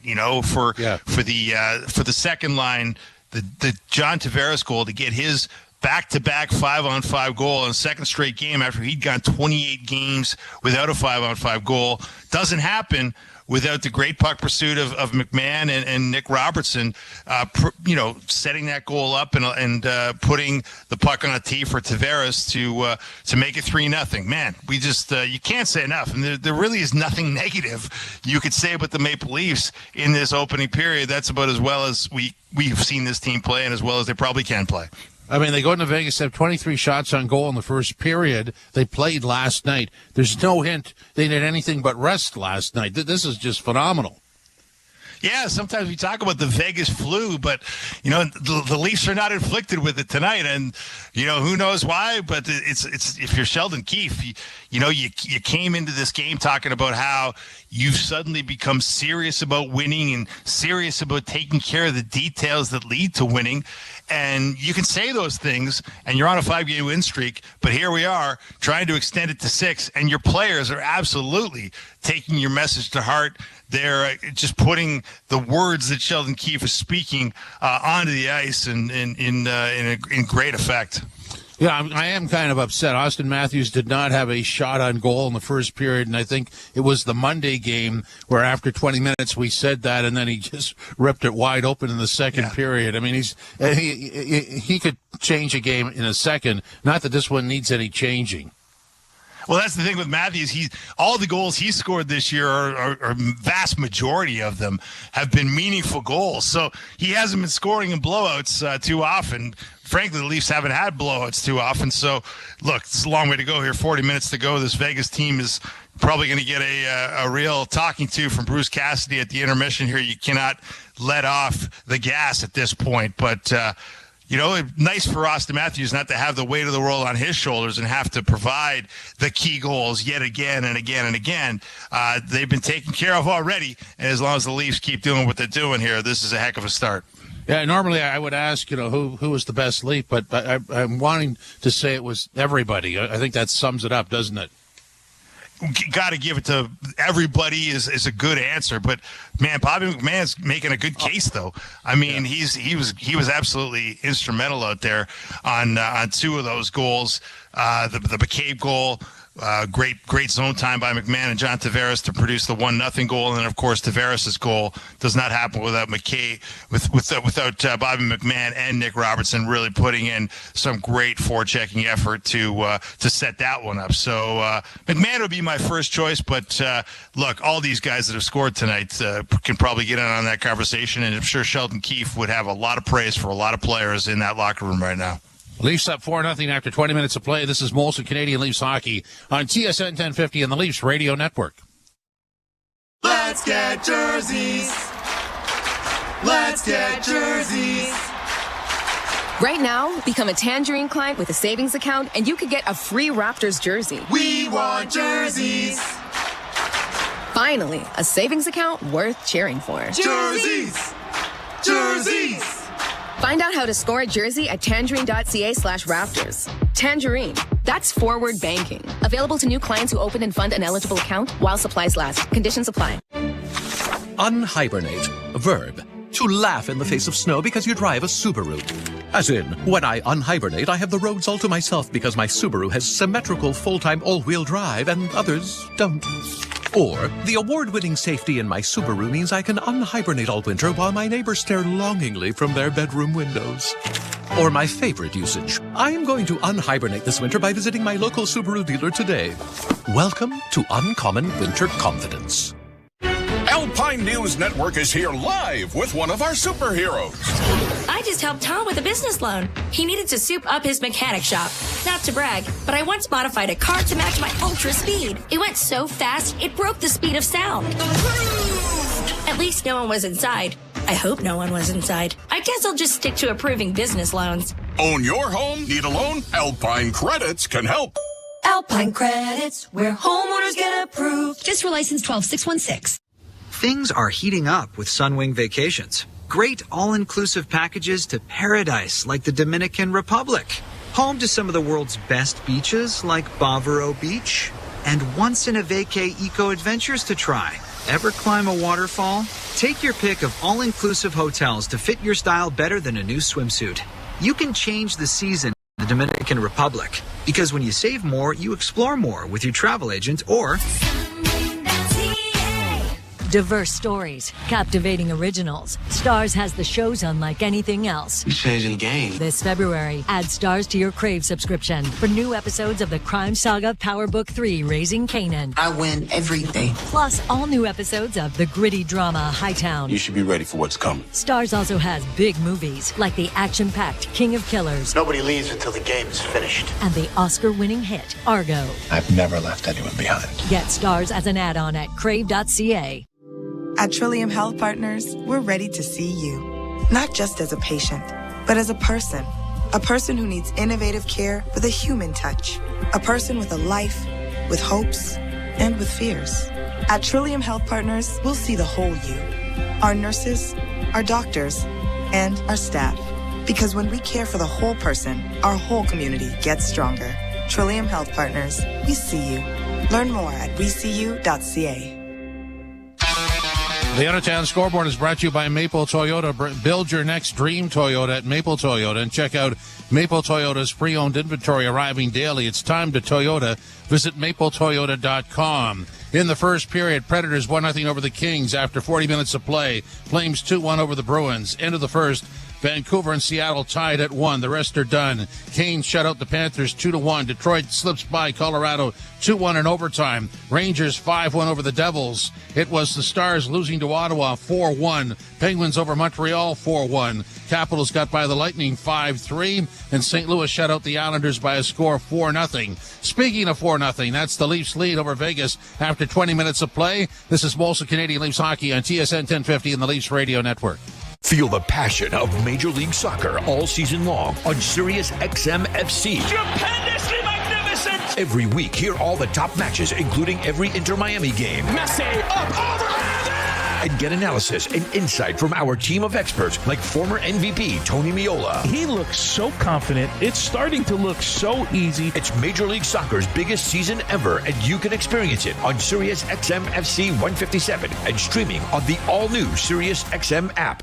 The Power Play with Steve Koulias. I'm with John Cooper, head coach of the Lightning. You've been in Tampa 12 years. Do you think you could run the table where you are? You know, we have something special here. For me personally, as long as the fire still burns and the burn to win and to make this city proud, I will do this as long until they kick me out. And as long as that's happening, if somebody takes me, I'll be there to give them everything I have. The Power Play, weekdays 3 p.m. Eastern on NHL Network Radio, Sirius XM 91, and the Sirius XM app. The Point with Boomer Gordon. The Avs got a little Jekyll and Hyde going on this year. And when they're rolling, they look unstoppable, and you think, wow, no one's going to slow down the Avs. And then when it doesn't go well, you go, they're just not deep enough. Nichushkin isn't there right now. We don't know if Landeskog is going to come back. Yes, Colorado's good, Jake, but unless McKinnon's getting 2-3 points every night, they don't have the parts. Point with Boomer Gordon, 1 p.m. Eastern on NHL Network Radio, Sirius XM 91, and the Sirius XM app. Feel the passion of Major League Soccer all season long on Sirius XM FC. Stupendously magnificent! Every week, hear all the top matches, including every Inter-Miami game. Messi, up, over, and get analysis and insight from our team of experts like former MVP Tony Meola. He looks so confident. It's starting to look so easy. It's Major League Soccer's biggest season ever, and you can experience it on Sirius XM FC 157 and streaming on the all-new Sirius XM app. The biggest names in the game. Trying to get behind Ristolainen, walks in, put it between his legs, shoots it, score! NHL play-by-play on Sirius XM. As good a first period as the Maple Leafs have mustered this season. 4-0 leaders in Vegas against the Golden Knights.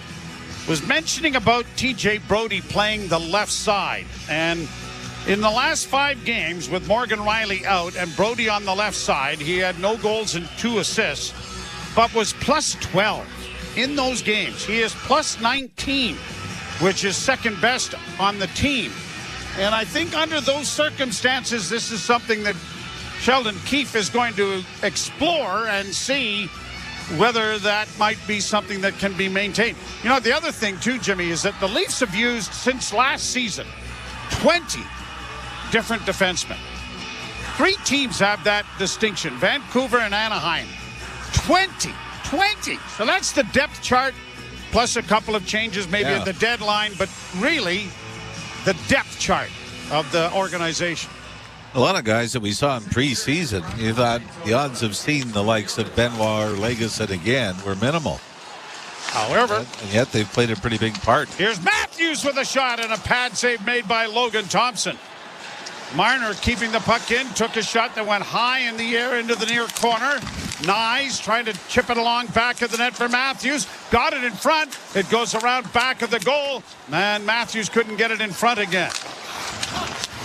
Logan Thompson took over after the third Toronto goal, although we didn't see it on our screen here as the Knights get in with a wrist shot that goes well wide of the Leaf goal, and Nyes with skating room out at center with a lead pass that was intercepted.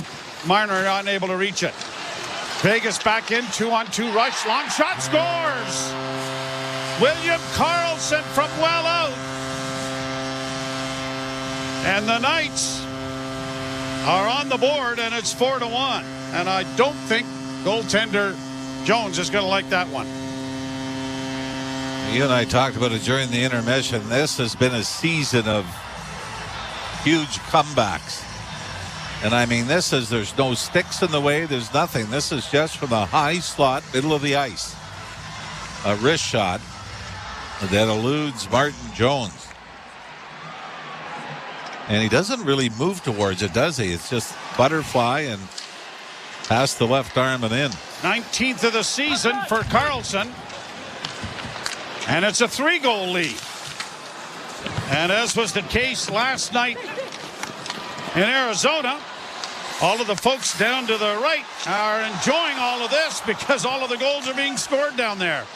Kept alive by Marchessault, cutting in. Marchessault had it knocked away nicely by Domi. Domi drops the puck back. Bertuzzi returns the favor, and it is pushed down deep into Vegas territory. Bertuzzi trying to center, had to go off a skate. And now the Vegas Golden Knights bring it out at center. Marchessault to center, long shoot in, goes wide of the Leaf goal. Jake McCabe, pass up the middle. Tavares couldn't handle it and intercepts a pass, and the puck goes free, and it is brought out by Robertson. Robertson for McMahon. McMahon wants to backhand it into the zone and will do just that. 2 minutes played into the second period. The Knights are on the board. It's 4-1. Knights get it out at center. Benoit fires it right back in again, and Logan Thompson will leave it at the side of the net. Zach Whitecloud got it ahead at center. Brought in over the line now by Amadio. Broken up at the blue line. Cleared down around back of the net. Benoit chips it along the boards. It's going to go back into the corner.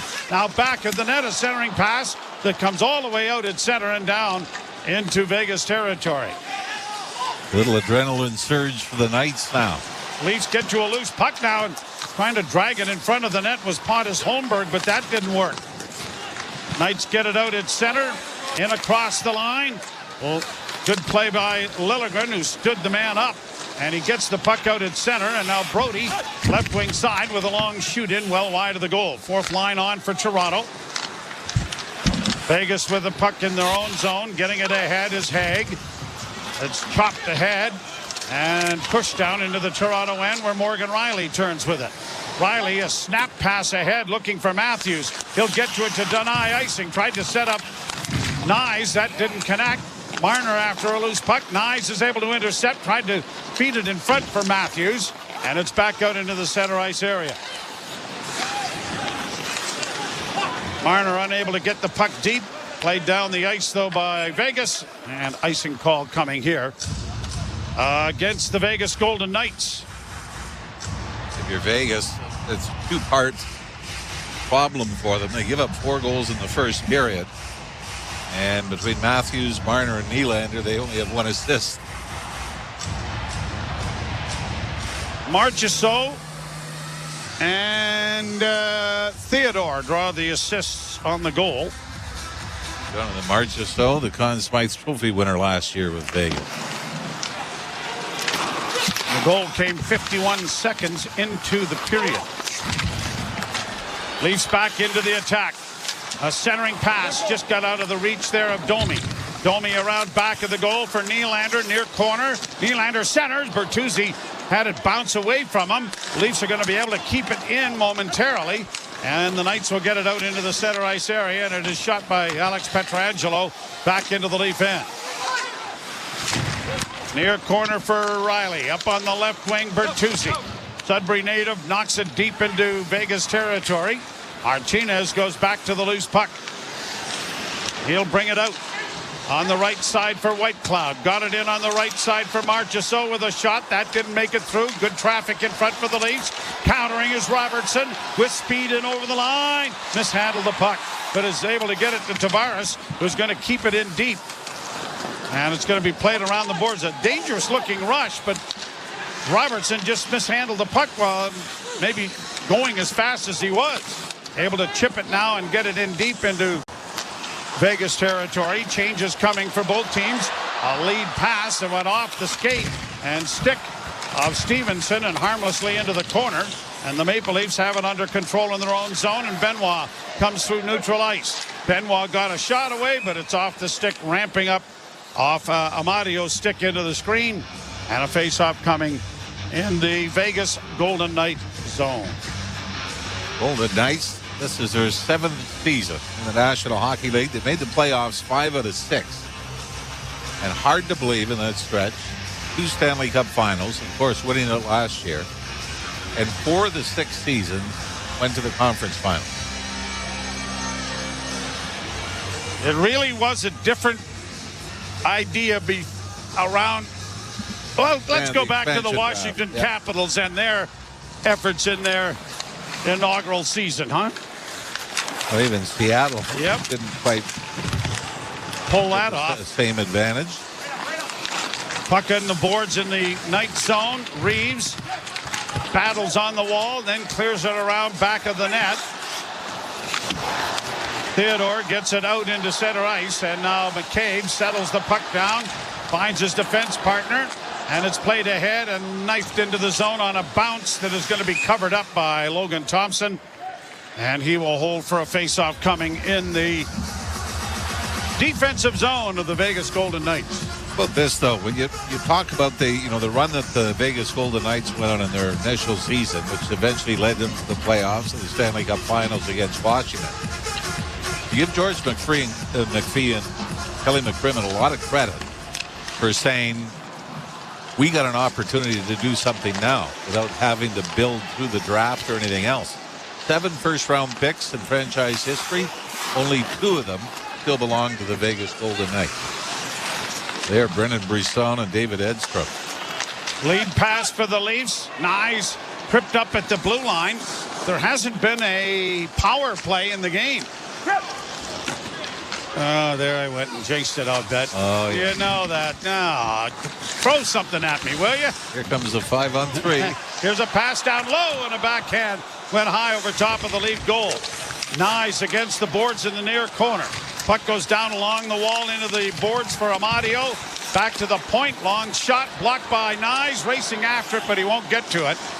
As back there to recover is Martinez. He gets it ahead. One man back for the Leafs. Lagesson there, and a backhand knocked high into the air and off the shoulder of Jones. Back of the Toronto goal.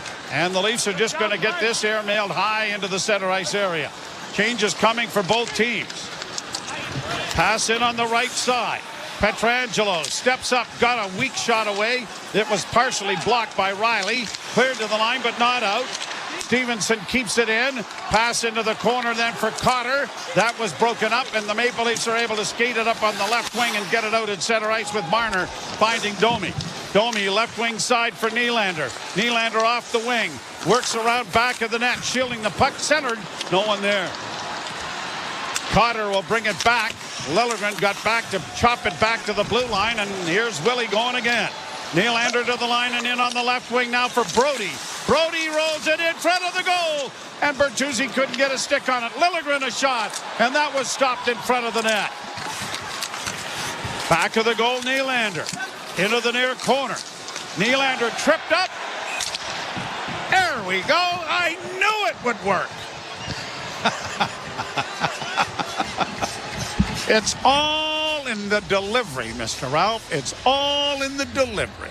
Do it again. I have no idea how it is. It is brought to you by Subaru, though. Ontario Subaru dealers get more value out of every kilometer in the Subaru, starting with award-winning safety at your local Subaru dealer. You're listening to Molson Leaf Hockey on TSN 1050 and the Maple Leafs Radio Network.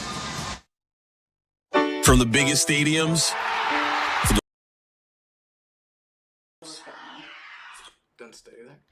What's up, TSI? Insiders in the house. It's your host, TSI Mike. Yes, thank you guys for all the kind words about the family. Hey, guys, I got the best family in the world. They're awesome. Thank you guys for all the kind words in the chat. And thanks for having my back, guys. Appreciate that. And most importantly, thank you for getting us over this crazy number, 10,336 subscribers. The amount of growth we have seen over the past few days and the past few weeks has been absolutely insane. Thank you all. It takes one to start. Don't let anybody tell you your dreams are crazy. Follow them. Trying to teach the kids something by what their dad's doing. So get out there, hit that subscribe button if you're new here, and thank you all for being here. We're changing the world, one insider at a time. Everybody who subscribes here to Toronto Sports Insider is changing the world. It's going to be crazy. Thank you all for being here. Let's get back to the hockey. Go Leafs, go. Don't forget to smash that like button. It helps bring more Leafs fans into the chat. It's as simple as that. We'll see you guys soon, and thank you. Big shout out to Richard Fewer and Robin yesterday for being in the live after the Coyotes game when we fell a little bit short, and they hung out till I think it was like 3 o'clock in the morning. We were just watching that thing go up as I had the webcam up in the living room hanging out. So anyways, let's pop some champagne here and get back to the hockey. All right, look out, guys. Let's do it. Dom Perignon. Let's get on. I've been waiting for this. It's been a dream, guys, for a long time, trying to buy one of these bottles. Now I can't wait to get rid of it. Here we go, 10K. Watch out, watch out, watch out. Here it comes. Oh, there, see? Johnny almost got in the way. We'll throw it. Thank you. Cheers, everybody. TSI Insiders, I love you. Thank you, guys. Here we go. Face off in the zone, won by the Ducks. You got the Anaheim Ducks on my mind. Cleared down the ice by Vegas, and Riley will go back. Morgan Riley back at his familiar spot. The quarterback on this power play drops for Marner. Marner comes through neutral ice. Off on the wing it goes to Matthews across the line, and then trying to feed it back to the blue line. Nylander had it out of the reach of Marner, and that forces Riley back into his own zone. I think Bertuzzi is out, still in favor of John Tavares' show. Yep. Brought on by Marner. Cross the line. Sifts to the left wing side. Top of the circles. Banks it back to the blue line. Morgan Riley is there. Into the corner. Marner again. Tried to center. Matthews took a one-timer at it and had it blocked there by Carlson. Back to the point. Matthews again. Wrist shot deflects into the near corner. Nylander chipping it back to the blue line to Riley. Cross ice to find Matthews. Matthews saucers it back. Riley just does keep it in, but the Golden Knights have intercepted and bring it back the other way. Pietrangelo with a shot that's wide. Long rebound to center. Too many men almost there for the Golden Knights, I thought. But they get it out at center ice, and now Bertuzzi is allowed to come right back in over the line. Matthews goes to the front of the net. Marner takes the pass. Works it down the boards. Looking to get it to McMahon, and it is cleared out and down the ice by Vegas. Liljegren will go back. Second unit over the boards for Toronto. Domi coming through neutral ice. To the line and in. Left wing side, Tavares. Off his stick into the corner. Crowd gathers in there. Puck comes free. Gobbled up there by Robertson. Robertson back for Tavares. Tavares out of the corner. Got it back to the point. Domi to the far side. Liljegren into the corner. Back to the point to Domi. Shooting. Deflection for Tavares. Boy, how did that go in? Boy, no. He tried to jam it in off. It looked like it did, didn't it? Yeah, Aiden Hill, after the shot, redirected off the backboards and came out onto the stick of Tavares. But the lead captain was at a very sharp angle. I don't think, well, Thompson had that underneath him somehow. Yeah, I don't know if Logan Thompson knew exactly where it was. He was kind of searching around for it, but first power play of the night is killed off by Vegas. Face off to the right in the Vegas zone. Little surprised that Tavares in the second unit. No, not really. No, I think under the circumstances, what they're trying to do is spread things out. Shot from a sharp angle by Benoit is going up into the screen and out of play. Well, Tavares still third in power play goals. Behind Austin Matthews 15, Billy Nylander's 9. Tavares has 7. 27-11 in the 5-game winning streak for the Leafs. That's how they have outscored the opposition. And the linesman didn't like the way that was adjudicated in the face-off. David Camp questioning the situation. Not sure whether he's been waved out or not. We'll wait for the face-off. Yes, he has. And Pontus Holmberg has moved in. And the draw won by Toronto. Push back to the point. Long shot underneath the pad of Thompson. And Holmberg taken down going to the net after the whistle. And really, and we talked about this before we went on the air, that when Morgan Rielly was suspended after the Ottawa game, and another disappointing loss for the Leafs in Ottawa against the Senators, you looked at the schedule ahead and you thought, oh no. What they've got coming up: St. Louis, Dallas, Philadelphia. Long trip. Yeah, the Anaheim coming in, and then, you know, when you look at the standings, this should be the toughest road trip of the season. And they're letter perfect up till this point. And leading 4-1 here in the second period. Launched off the boards and down into the Toronto zone. Sharp angle, goes around back of the net. Kolasar got it into the left wing corner. Played back to the near side. Hustling after it and getting it back to the point and the blue line. And Camp now trying to muscle it out over the line, but failing. Kolasar plays it deeper in along the boards. McCabe got it in along the far side for Pontus Holmberg. And Holmberg, where is the puck? Everybody's looking for it. It's caught up in someone's equipment. Yeah, it might have been Ryan Reeves that had it in his equipment. And he and Cotter are jawing at each other.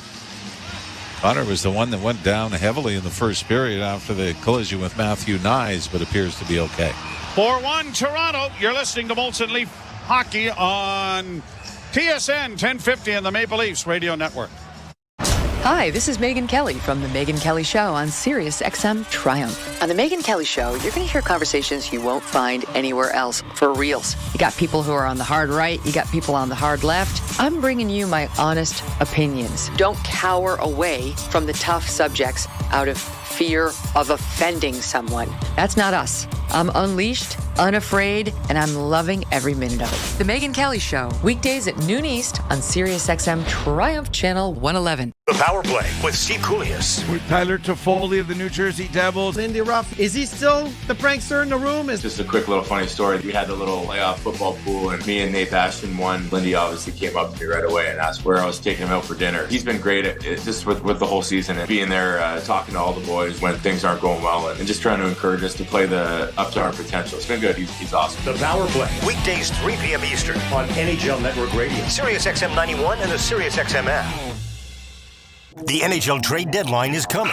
Friday, March 8th. Tune in for all-day coverage. Beginning at 7 a.m. with NHL Morning Skate. At 11 a.m., it's Mick Kern and your calls. At 1 p.m., Boomer Gordon brings you the trades as they happen. Then, when the bell rings at 3 p.m. Eastern, Steve Coolius and the Power Play break it all down. The best analysis, insight, and breaking news. Follow at SiriusXM NHL on X. And tune into Trade Deadline Day. NHL Network Radio. NHL Network Radio. On demand. On demand with the all-new SiriusXM app. Hockey lives here. Suzuki sweeps it. There's a chance. Rebound. Caulfield shoots and scores. NHL play-by-play on SiriusXM. Second period brought to you by Molson. Whether it's Canadian Ultra Export or XL, there's a Molson with your name on it. Logan Thompson taking over for Aiden Hill after the first 3 goals. Native of Calgary, Alberta, 26 years of age. Played his junior hockey with the Brandon Wheat Kings and has been the Vegas Golden Knights property throughout, playing in his 3rd full season and made his debut with 1 game in 2021. That the year they had about 18 guys play goal. Remember, if that was in Toronto that he made that appearance. Draw won by the Knights. It comes back to the point. Off the wing, a shot in traffic, smothered by Jones, and poking around there was William Karlsson, hoping for a loose puck to materialize. Well, like everything else in Vegas, it's a big show, and the Golden Knights have certainly been a very successful attraction. And obviously with the entertainment and everything else that's in Vegas, an attractive spot if you're going on a road trip. Why not make it to Vegas, bring lots of cash. Brought on now by Nyes. He's going to lay it down into the zone and hustle in after it. Got a piece of his man, the puck into the corner. Matthews and Marner trying to pry it free. Matthews does. Matthews sends it to the net. Weak shot handled easily by Thompson. Played up on the boards and out at center ice, and that'll force Morgan Rielly back into his own end. Rielly eludes the forecheck with a nice move back of his goal to get it ahead. But the pass went off his stick and down into Vegas. Turn almost stolen by Matthews. Boy, he is so good at that. Brought on now by the Knights. Pass knocked away by Marner. Kicked ahead by Benoit, but it comes to the blue line, and now it's stolen. And a foot race is on with Domi. Domi cutting for the net, and a goalie scores! Maxwell Domi! Second goal of the game! And the Leafs have a 5-1 lead. Miscommunication by the Golden Knights in the Leaf zone. As the puck went out near the blue line, and two players kind of went, "You got it," and both skated past the puck. Max Domi picks it up in the right wing boards inside the Leaf zone, chips it up ice, and barrels towards the net. And he goes backhand, forehand, and chips it past the Vegas goaltender, and the Leafs have restored their 4-goal lead. It is 5-1 in the first 2-goal game by Max Domi in a Leaf uniform. Barrels is a very good description of what he did, Jimmy. He exploded, didn't he? Yeah, it's like that running back that broke tackle, wouldn't it? Benoit with a hip check as it goes down into the corner in the Leaf zone. 5-1 Toronto. Shot blocked. Brought on now by Nylander. He comes through neutral ice. Flipped in onto the left wing boards. He'll go in there after it. Clipped by McNabb to the point. Not out, though. Kept alive by Toronto. Liljegren back of the net for Tavares. Curling out with a shot. That hit a leg. Tavares with it again. Tavares works the boards. Down into the near corner. Taken in there, but got some support as it comes back to Liljegren. Far side. Wrist shot by Brody. That was blocked. And now here are the Golden Knights coming out at center. And the Leafs get lots of bodies back there to break up that rush as the Knights now decide to change. Liljegren up ahead for Robertson. Robertson now for McMahon. Tried to bull his way in behind Nicholas Hague, but that didn't work. And the Knights will bring it back at center ice. Lifted down into the Toronto end. Jones let that slide by him, and that may cause a bit of an issue over on the far side with a big pile up in there. O'Reilly and Lagesson have it wedged up against the boards. And the puck finally squirts free. Comes back towards the blue line. Leafs are able to get bodies there, though. And it is cleared off the boards to center ice then by Morgan Rielly. Whitecloud got it ahead at center and brought to the Leaf line. Broken up by David Camp. He got turned around. Got it in over the line. McMahon shoots it in before heading to the bench. Holmberg after it on the far side. Camp trying to help out. Reeves out there as well. Reeves gets the pass. Doesn't shoot it. Carries around back of the net. Reeves banking it back to the point of deflection in front off David Camp. Didn't work. And then Pontus Holmberg was run over and knocked down trying to go to the net. 6 minutes to play, second period. The teams have traded goals in the second. But that 4-goal first period is still the margin. Camp, far corner. Holmberg gets there as well. 2 out covered by Nicholas Raw. And it's around back of the Vegas goal. Lead pass out at center. Raw gets it down into the Toronto end. Played around back of the net.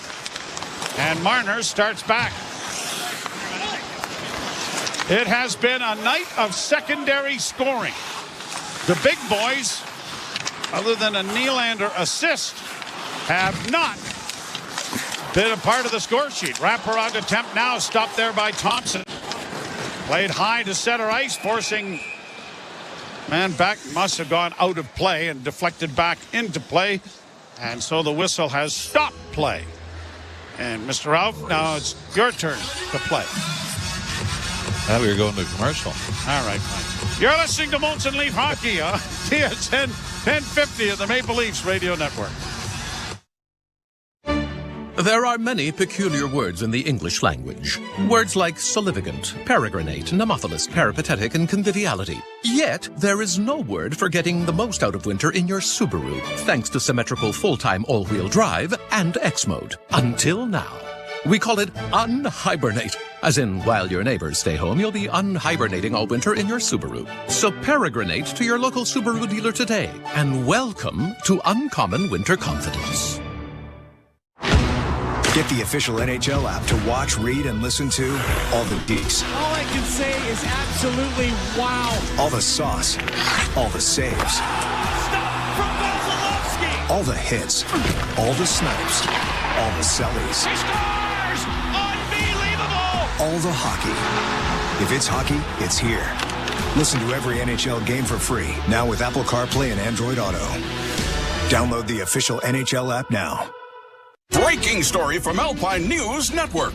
Ron is a teacher helping bright minds, but this time he needed help. Alpine Credit sent a cosmic superhero with a debt consolidation loan. She conjured a magic book, Debt Consolidation 101. Lesson 1, consolidate debt into one low monthly payment. Lesson 2, nothing. It's a short book. Own your home? Need a loan? Alpine Credits can help. Alpine Credits, where homeowners get approved. Just for license 12616. It is a resort.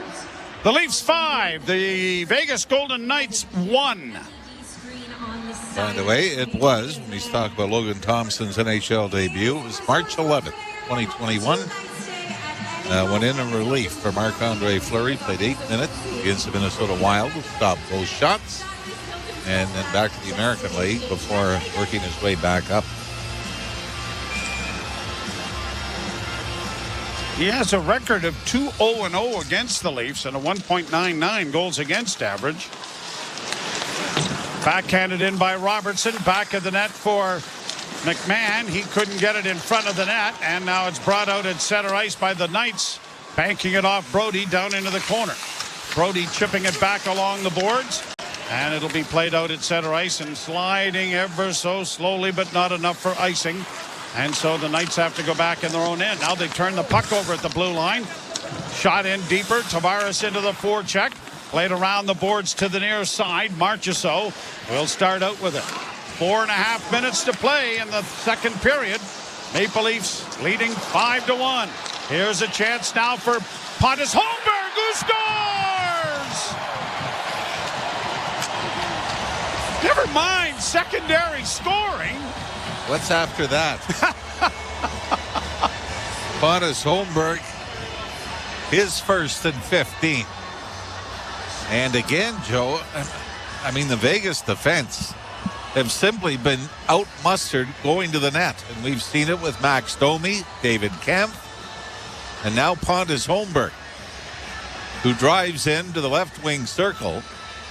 And this is going to be an unassisted goal as he pokes it off the stick of Jonathan Marchessault outside the Vegas line, picks it up into the left wing circle, cuts towards the net, and roofs it short side.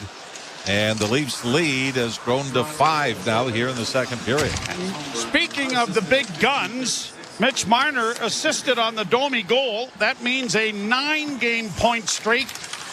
17 points, of which 15 now are assists.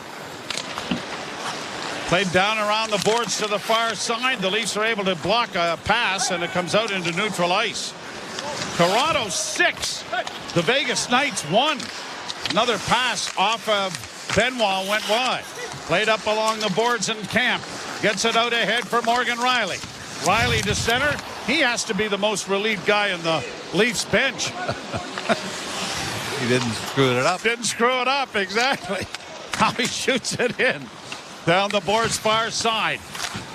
Bertuzzi was able to knock it along the boards, and Domi has trapped it again, and now out come the Golden Knights to center. A pass nicely knocked away there by Brody. The puck into the Far corner, Lagesson has tied up his man. Brody is in there as well. Domi trying to add support. Time ticking down, and the puck comes free, and the Leafs are able to just get it out at center ice. Petrangelo's bringing it back into his own end. Bertuzzi almost set up Keegan Colasar with a good hit. Now he takes him to the boards, and the puck does come free.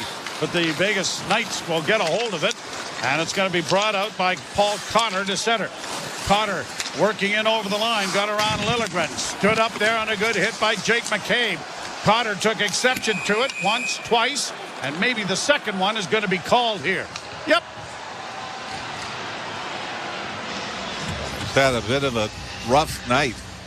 It was actually, Joe, where he was hit by Matthew Nyes in the first period. You can still see what appears to be blood on the ice in the Vegas zone. But here he takes an exception really to a Jake McCabe hit. And I don't think Cotter is in agreement with the call. So the Maple Leafs will go to the second power play opportunity of the game. It's brought to you by Ontario Subaru dealers. Get more value out of every kilometer in a Subaru, starting with award-winning safety at your local Subaru dealer. Max Domi has 2. It's only his 3rd goal in the last 16 games. David Camp scores for the first time in 26. Pontus Holmberg the first time in 15. Wow. And Tavares out on this unit now. Mitch Marner on the left side. Matthews is going to come in, but Max Domi stays out. Plays for Willie Nylander. Leafs on the power play. Domi gets it into the corner. Now back to the point. Domi with a wrist shot. Oh, and that deflected just wide. Into the corner it goes, and back to the blue line. Just kept in by Riley. Riley to the far side. Tavares on the first unit this time. Pass and shot by Matthews was blocked. Matthews against the boards. Got it to Tavares. Tavares works back along the boards. Took a bit of a high stick there, but carries on. Matthews against the wall, trying to pry it free. Got it behind the net for Marner. Marner tried to center, hit a leg. Back to the net, Matthews. Spins it back, and it's nowhere near anyone. And it's slid all the way down into the Toronto zone.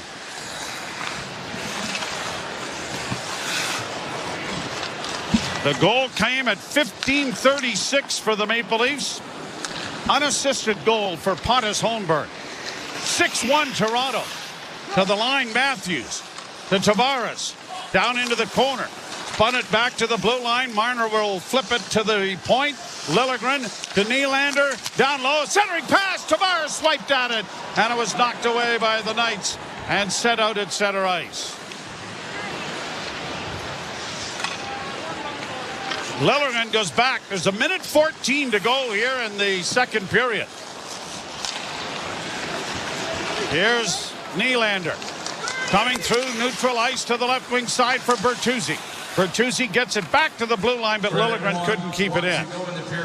Leafs go back, and the penalty has expired, or has 19 seconds left to go in it. Liljegren bringing it out. On to Bertuzzi. Played back now for Nylander. Ahead for Robertson. Robertson saucers it onto the left wing for Bertuzzi. Rung around the boards far side. Jake McCabe there. Here's Bertuzzi trying to lug it out in front of the net. That didn't work.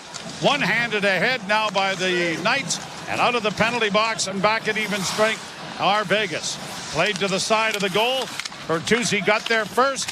Off the boards. Can't get it past the pinching defense. Kept alive now for Vegas. Back of the goal for Waugh. Tried to get it in front of the net. Now here's Cotter trying to work the corner. 13 seconds left in the period. Back to the point. Walking the line, Shea Theodore to the left wing side. Long shot wide of the goal. 19 shots on goal for Vegas, and that's all there'll be after 40 minutes. 33 for the Maple Leafs, 19 for the Golden Knights. And after the Knights scored a goal to get on the board, the Leafs up the ante by 2 and now lead by a score of 6-1. And best I can find is Max Domi, one career hat trick, but cannot find where it was or who it was with. I will say this, and it's not to take anything away from the way the Leafs have played during this stretch. But one thing that's been pretty consistent, they've not faced great goaltending. They've had a lot of guys have some tough nights. And if we're going to hang a lot on Elias Samsonov, or even at times Martin Jones when the Leafs were struggling, you've got to kind of acknowledge that the Leafs have been the better team in these games, this stretch. But certainly it's not a game where, like in Anaheim, where you have 57 shots to score 2 goals. Well, they have scored 6 here tonight. And Jim Taddy and Dave Feschuk have lots to dissect during our second period intermission. You're listening to Molson Leaf Hockey on TSN 1050 and the Maple Leafs Radio Network. Opening day is only weeks away, and Fantasy Sports Radio is helping you draft a winning fantasy baseball team. It's a home run for Ronald Acuna. Hey, what's up? It's Steve Phillips. Hang out with me on the Fantasy Dugout as I give you draft advice, player projections, and the tools you need to take home a fantasy baseball championship. The Fantasy Dugout, weekdays at 2 Eastern on Channel 87. Every team that wins a championship this year because somebody took a chance. Or just search Fantasy Dugout anytime on the new Sirius XM app. The Power Play with Steve Coolius. I'm with John Cooper, head coach of the Lightning. You've been in Tampa 12 years. Do you think you could run the table where you are? You know, we have something special here. For me personally, as long as the fire still burns and the burn to win and to make this city proud, I will do this as long until they kick me out. And as long as that's happening, if somebody takes me, I'll be there to give them everything I have. The Power Play. Weekdays 3 p.m. Eastern on NHL Network Radio, Sirius XM 91, and the Sirius XM app. The Point with Boomer Gordon. The Avs got a little Jekyll and Hyde going on this year. And when they're rolling, they look unstoppable, and you think, wow, no one's going to slow down the Avs. And then when it doesn't go well, you go, they're just not deep enough. Nichushkin isn't there right now. We don't know if Landeskog is going to come back. Yes, Colorado's good, Jake, but unless McKinnon's getting 2-3 points every night, they don't have the parts. Point with Boomer Gordon. 1 p.m. Eastern on NHL Network Radio, Sirius XM 91, and the Sirius XM app. The Power Play with Steve Coolius. With Tyler Toffoli of the New Jersey Devils. Lindy Ruff, is he still the prankster in the room? Just a quick little funny story. We had the little playoff football pool, and me and Nate Bastion won. Lindy obviously came up to me right away and asked where I was taking him out for dinner. He's been great at it, just with the whole season and being there, talking to all the boys when things aren't going well, and just trying to encourage us to play up to our potential. It's been good. He's awesome. The Power Play, weekdays 3 p.m. Eastern on NHL Network Radio, Sirius XM 91, and the Sirius XM app. From in the crease to in the locker room. Mr. Rick Tocchet, if you're taking a mix of coaches you had the best of, what is that mix for Rick Tocchet? Scotty Bowman behind the bench, tactician. Mike Keenan, a lot of stuff that coaches do now, he did. Jim Schoenfeld, the father figure. And Mike Sullivan. You know, I still talk to guys like Craig Berube, Travis Green. So, there's a mixture, and then you got to find your own niche, right? Sirius XM, NHL Network Radio, Sirius XM 91, and on your schedule with the Sirius XM app. Hey Toronto, I'm David Morsuti, host of the daily Toronto Maple Leafs podcast, Locked On Leafs, part of the Locked On Podcast Network on the Sirius XM app. Every weekday, we bring you the latest Leafs news and analysis, break down all the action, including this game you're listening to right now, and preview the next one. We're giving you everything a Leafs fan could want, all in a daily 30-minute podcast. Download Locked On Leafs right now on the Sirius XM app, available with all trials and popular plans, or where you get your podcasts. Search Locked On. Feel the passion of Major League Soccer all season long on Sirius XM FC. Stupendously magnificent! Every week, hear all the top matches, including every Inter-Miami game. Messi, up, over, and get analysis and insight from our team of experts like former MVP Tony Meola. He looks so confident. It's starting to look so easy. It's Major League Soccer's biggest season ever, and you can experience it on Sirius XM FC 157 and streaming on the all-new Sirius XM app. Hi, this is Ray Hudson, and for all the biggest matches from club soccer's holy grail, the UEFA Champions League, tune in to Sirius XM FC 157. TSN 1050 and the Leafs Radio Network. The Leafs live here. Maple Leafs leading 5-1. Here's a chance now for Pontus Holmberg, who scores! Never mind secondary scoring. What's after that? 6-1, the Leafs lead Vegas after 40 minutes of play. TSN after 40, delivered by 241 Pizza. Get a free medium one-topping pizza with a $25 minimum purchase before tax and delivery. Online orders only. Visit 241pizza.com. Use the code FREEM for that free medium pizza. Jim Taddy and Dave Feschuk with you. And Dave, from the file, everything happens eventually. It has. It certainly has. Well, like a couple of occurrences we didn't probably see coming. How about Max Domi's first multi-goal game as a Toronto Maple Leaf with that incredible burst of speed to make it 5-1, Jim? A hell of a play by Domi for his second goal of the night. And then the Pontus Holmberg, tuck to the short side top shelf. Didn't see that one coming either. He hadn't scored in 14 games heading into this one, and he made it look awfully easy after picking Jonathan Marchessault's pocket to make it 6-1. Bit of a laugher here, Jim. Again, something we did not see coming heading into the home of the defending Stanley Cup champions. Those are two great goals because, it's like a hockey clinic. How to protect yourself and the puck when you're sort of in on goal, but there's a guy around you and still get the shot off. And both guys were in different situations, but Domi and Holmberg did excellent work that way. It's somewhat humorous that any concern, if we went back a month and we detailed the list of concerns, it's like they were never there now because the answer is when you watch Domi play tonight with the two goals and how he's skating on that line, that's remarkable, isn't it? Oh, it's incredible. Look, we've been having this conversation early in the season about whether Max Domi could be a legitimate third-line center. Tonight he looks like an awfully good second-line center alongside Nylander and Bertuzzi, and that line looks great. That is a huge development for the Maple Leafs because, let's face it, Max Domi did get out of the gate awfully slowly this season, but now, to see what he's been doing lately, rounding into form, and obviously tonight, a real breakout game with the breakaway goal to make it 5-1 especially. Just performances that, the Leafs have been waiting for. And frankly, performances from Domi that the Leafs have expected when they signed him to the one-year deal at around $3 million. Just hadn't got it early in the season, starting to see it now. I like to play this game as somebody who doesn't know the Leafs, which is nobody really, but if you walked up to somebody and showed them the video file of the Kampf goal and the Holmberg goal, then you said, they're on the fourth line. Do you believe it? Yeah, no, it's a great point. It really is because both those goals are just great stuff and great stick-to-itiveness from Camp to make it 2-0 early in the game that you talk about there.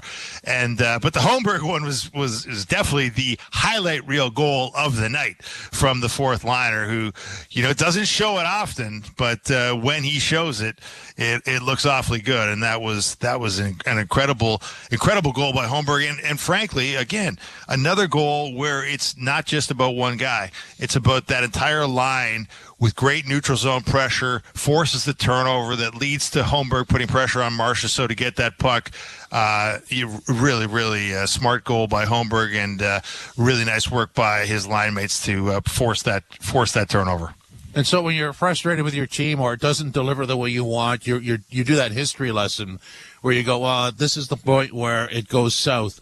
With the Leafs, when they get into that situation, certainly on this 5.5 game winning streak, if you could say it that way, you see the Carlson goal at 51 seconds and you go, oh no, and then nothing happens. It just doesn't go south. And that's really how you would describe what happens when you win in that moment that you used to give the situation away or you would cost your team. It just doesn't happen that way. And that's really what we're seeing here. Yeah, you're right. And then it wasn't just the goal either. It was the goal to make it 4-1. Then the Leafs get a power play early in that second period and get 0 shots on goal in that. What's up, Leafs fans? All right, here we go. All right, got to mute this one. Got to get back to my days of being sitting here. Free stuff. David M. Guys, look, I want to give out some T-shirts. I just ordered some T-shirts when we were passing 10,000 subscribers, and I want to give away some awesome Holy Mackinac T-shirts from the legend Joe Bowen. Third email that comes through. Third email that shows up, I've got it right now. My last email is at 3:14 p.m. from YouTube. So the next email that comes in, let's see who's going to get one. Third one is going to get a T-shirt with a mailing address. I'll get it to you, and as soon as those T-shirts come in. So anyways, back to the intermission chat here. And I've got the email pinned in the chat, torontosportsinsider@gmail.com. Thank you, Allison, for the quick pitch. Cheers, everybody. Cheers to 10K, guys. John in the chat there. Vesper, Jeffrey Cairns, RIP. Okay, so I like to talk in the chat and putting Jeffrey. Is that like your friend Jeffrey that passed away? Is your name Jeffrey, but you just put an RIP at the end? What's the deal there? You got to explain that to me. Mad Max in the house. Holy man, wow. Mad Max has been here a long time. Cheers to you, John Junior in the house. Oh my God, there you go. Junior, the man who got blocked and redeemed himself with the second account. I love it. That's commitment. That is commitment. Wants to hang out with the insiders, right? There you go. Cheers, Kevin Oakes. Man, cheers, brother. Wow. Okay, there you go. The first email is through. There you go. First email, new subscriber here, Jody Foote. Jody, I think you just got a membership, didn't you? In one of the gifts there, or maybe you purchased one. I don't know. But either way, there you go. Jody says, sent the email. Thank you for reaching out, Jody. That's number one. Number two on its way. Who will be the third one? I'm going to go back to the game here, put the music, put the radio back up. The post game will be running again. Guys, I let the post game run. We're here to chat, have a good time, hang out together, and watch the Leafs game together. This is what we're doing. So hang out here. Let us know what you think is going to happen in the third. Can the Knights make this at least a little bit more exciting of a finish? I don't know. But there you go. Love it here. We got Jody Foote in the house with the first email. Thank you. And there's another subscriber, 10,350. Wow. Guys, this growth has been insane, and all I can say is it is due to you. It's not me. I just put the platform out there. I just started it. It's my idea. I came up with it. I put all this together, and you guys do it all. You guys do it all, and that's why I try to give you guys as much credit for this, because if it wasn't for you, Jody Foote and Stuart Liddell and Steph and One Mad Max and Kevin and David M and Robin and Steph and Wilf and Victor and Veronica at the game tonight, Pike in the house. Oh my God, Pike, that email, you inspired me, brother. You inspired me. 100,000 subscribers. We are going to celebrate, Pike. You're going to be first on the guest list because that idea was right there. Richard Fewer, I mean, all of you guys. Rick Smith in the house with one of the first giveaways here on TSI. All of you guys, all the OGs here on TSI. Jamie Boyd, been around since the days of my play-by-play a while back. Yes. So there you go. Someone pray for the Canucks. The Canucks are going to be fine, Junior. You're fine. My grandma lives out in Vancouver. You're good. Anyways, I got to get back to the couch and enjoying this Dom Perignon with the most amazing woman in the world, Allison. I love you. Thanks for sticking with me through all this crazy stuff, and let's go get to 25,000. All right. Still only one email, but Jody, congratulations, Jody. I got you. Thanks for being the first. Lynn M says, I don't comment much, but I subscribe and appreciate your channel. Thank you. Go Leafs go. Lynn M, thank you. Hi, Lynn. There, Allison says hi as well. That's cool. You're here. You're hanging out with us. That is the main thing, and it's so awesome to see these comments, guys. Because I remember I lived in Florida as a kid. After I moved down from Toronto. So I was born in Toronto, moved down to Florida, and the only option I had was good old Joe Bowen on the radio through some bootleg stream on the internet. And here we are, 20 years later, and still listening to Joe Bowen, and now just enjoying every minute of it. There, Pike, thanks, Pike, great job, man. Thank you, Pike. Thanks, Pike. There you go. Goes Stuart Snap. Is this the same Leafs as before? Unbelievable way they're playing and winning lately. Stuart, you're not kidding. Wow. As soon as Morgan Riley left this lineup, and I know that there was a few more injuries, a few more missing. I think that camaraderie is kind of is really getting that next man up syndrome is really key right now with the Leafs. They got a lot of good talent right on the fringes there with the Marlies, and I think that is the key right now. But I'm thinking that the Leafs this year, that this might be the year. I got a sign this year that it might be the year. I got a very, very, very cool message, and it could be our year, guys. So anyways, I got to go back to this. I got to get back to the couch. Maybe at the post game, I'll hang out with you guys a little bit longer here with the webcam. Things are going to change a lot around here real soon.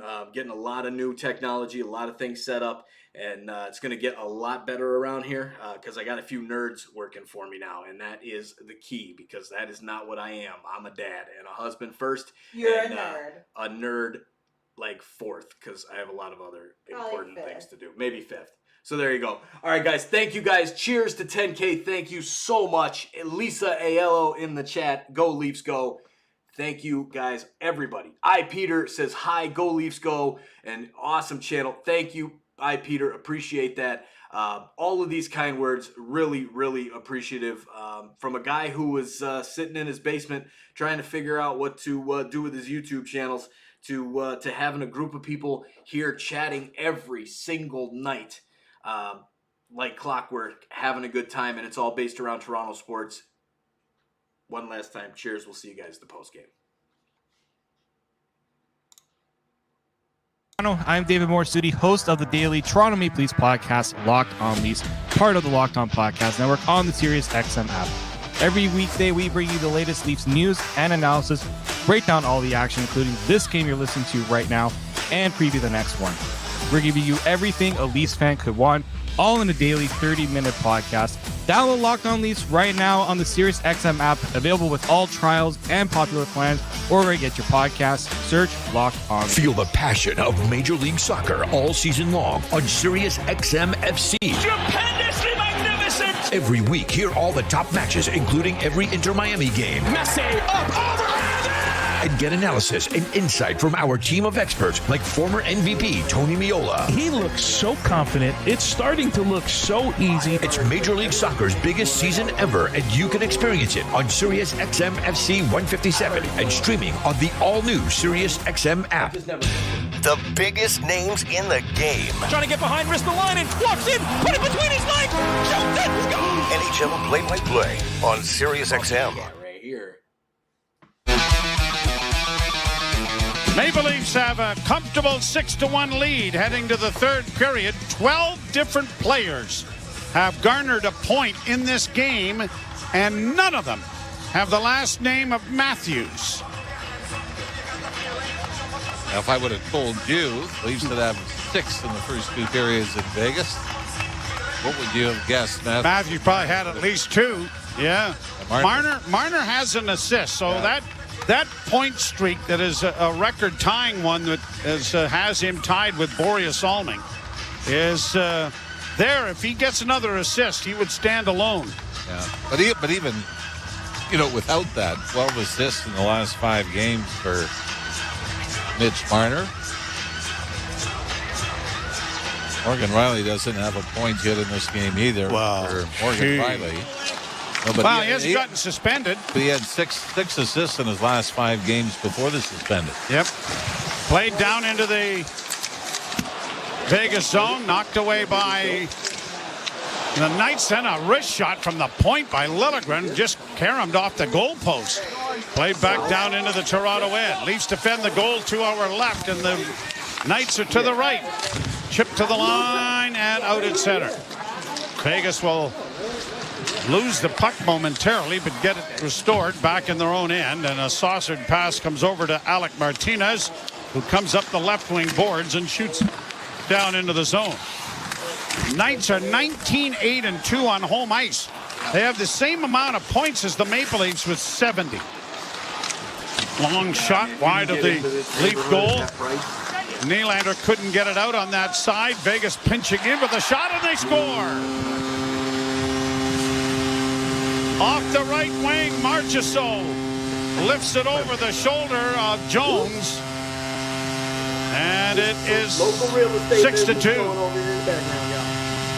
And we have witnessed a 5-goal comeback in the third period this year when the Leafs were at home to Columbus. Here, the Leafs just unable to get it out. Left wing boards, it's kept in, and eventually it's worked to Marchessault. It's actually Pietrangelo that makes the play coming in off the right point. Heads towards the slot and dishes it to his right. And Marchessault from fairly sharp angle. 29. Face off dot. He snaps it.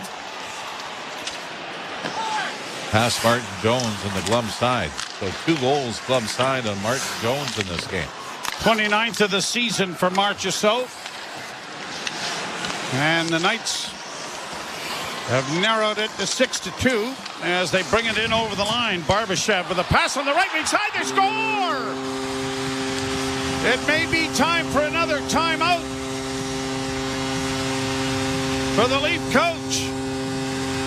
It happened last night in Arizona. This time it is Amadio who has made it 6-3. That's what, 2 goals now in 26 seconds. Pretty innocent looking play. Vegas comes over the middle, and all of a sudden you've got 4 Leafs in the middle of the ice, and not one. Benoit or Nick Robertson picks up the man Amadio on the far side, and he just comes in and glove side on Martin Jones. But I mean, this is horrible coverage from a Leaf team that has looked so good through the first 40 minutes. Now all of a sudden, and you're right, Sheldon Keefe, I believe, has called a timeout. And the other thing that plays into it, Mr. Bowen, Vegas has not had a power play yet tonight. Brisson and Theodore draw the assist on the Marchessault goal. And no, they didn't call timeout. Well, they flashed it. Didn't they? Well, yeah. Didn't look like there was... No, it wasn't long enough. No. Played down into the Toronto end. Liljegren gets it up on the wing, and it's played out into the center ice area.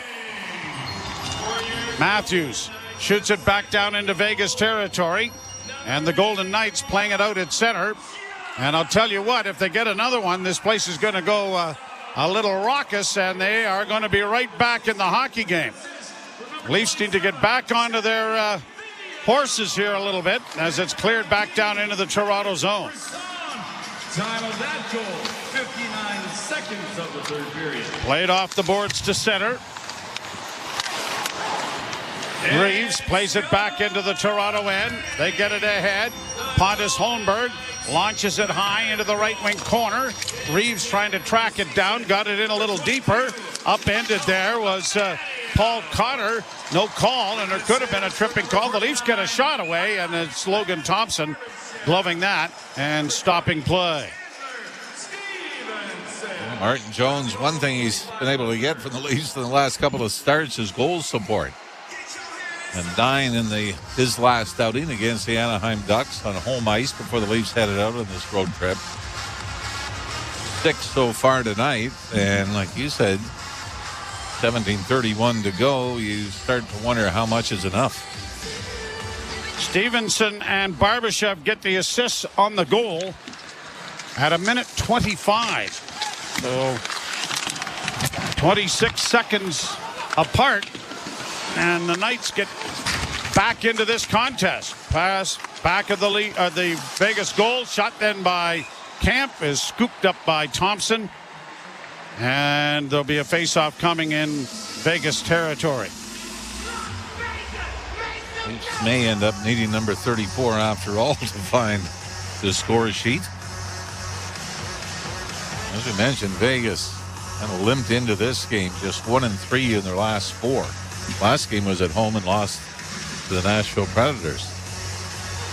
And after this, well, I mean, after the Leafs get done with them, they eventually head to Toronto, but they've got a 4-game road trip or 5-game road trip. Stops in Ottawa, Toronto, Boston, Buffalo, and Columbus. The happiest guy on the bench is Aiden Hill, who just got off the hook. Shot from the point, blocked. The rebound came in front of the goal. Whacked at it by Domi. Backhanded then by Nylander. And finally cleared and brought out at center ice by Carlson. He'll chip it into the Toronto end. Lagesson gets back there with Riley trying to help him out. Puck comes up on the wing, but not out. Domi couldn't get it through a maze of legs. Shot from the blue line, though, went off Domi and now has banked its way down into Vegas territory. 16:24 to go, third period. Leafs trying to go 6-0 as it's played down into the Toronto end. Played to the line, but not out. Banked back along. It's poked out to the line, not brought in. Vegas have to get onside. They do. A pass into the slot, a one-timer, and that was deflected just wide. Good effort there by Chandler Stevenson to get it away, and now he does. Another shot, and that was stopped by Jones. Back to the net. Vegas pressing here. Back to the blue line. Near side, Haig. Haig sends it around the boards. It's going to be cut off by Brody. And Brody gets it up on the wing, and it's cleared by the Leafs to center ice. Robertson heads to the bench. And it is iced on an errant pass by Las Vegas, and it'll be brought back into the Vegas zone. One thing for sure is the Leafs, that line of Domi, Bertuzzi, and Willie Nylander almost poked one through in a scramble in front of the net. You know, one thing for sure is probably Logan Thompson is going to have to be perfect the rest of the way if there's any comeback hopes for Vegas. Which is why the Leafs have to go back to what they did in the first 40 minutes. Get pucks deep, win the battles, get pucks through. Face-off control by Vegas. Backhanded out. Chipped back by Marner. Nyes got it in over the line. Played back to the blue line, and Marner comes back at center. Marner launching it high, back deep into Vegas territory. Marner got around back of the net, came away with the loose puck. Tries to center with a shot. That was a pad save by Thompson, and Vegas gets it out at center. And a pass back in, and McCabe got back nicely to get in the way of that. Al Marner on the right wing. Plays it out at center ice. Nyes with a bouncing disc to control. Backhands it in, but the Leafs are in the midst of a change. Pietrangelo starts back up ice for Vegas. To the line and in with a wrist shot that's high and wide of the goal. It bounces back behind the net. The Leafs are able to control it, play it off the boards. Pontus Holmberg just gets it through center ice. Back to the Toronto blue line. Riley to Holmberg once more. They reverse it, and now chipped in by Lagesson down into Vegas territory. Holmberg back of the net, trying to muscle it back, gets it freed up for Camp. Back to the point. Lagesson, far side. Riley can't do much more than just chip it in. Vegas will come away with it, and they will get the puck to center ice, and it's carried into the zone by Cotter. Cotter going wide. A wrist shot went high over top of the goal, as looked like Jones didn't really see that well. Now brought back the other way by Domi, looking for the hat trick. It was stopped. Reeves unable to help him out with a rebound. Reeves knocks down a clearing attempt, and the Knights will get it back out at center. Knights flipping it into the far corner. A high stick comes up and clips Brody, but he's back into the fray. Back to the blue line it comes to Shea Theodore. That is stopped by a sprawling Leaf. Kept alive, back to the point again, a shot, and that was stopped. Rebound back to Theodore. Did that hit the goalpost, Ralphie? I think it did. Here's McNabb trying to work in. Good play by Bertuzzi to take it away, and he'll get it elevated enough to get it out. Knights play it back in over the line. McNabb down into the corner. Nylander hoping for a loose puck. Brody will provide it. And now Brody makes a nifty move to get away from one man and plays it off the boards, but not out. And a wrist shot juggled, knocked wide of the goal. A broken stick effort there by one of the Knights as it went astray. Boy, the crowd's into it now, aren't they? Yeah, they are. Yep. Back into the Toronto zone. The Leafs are regrouping.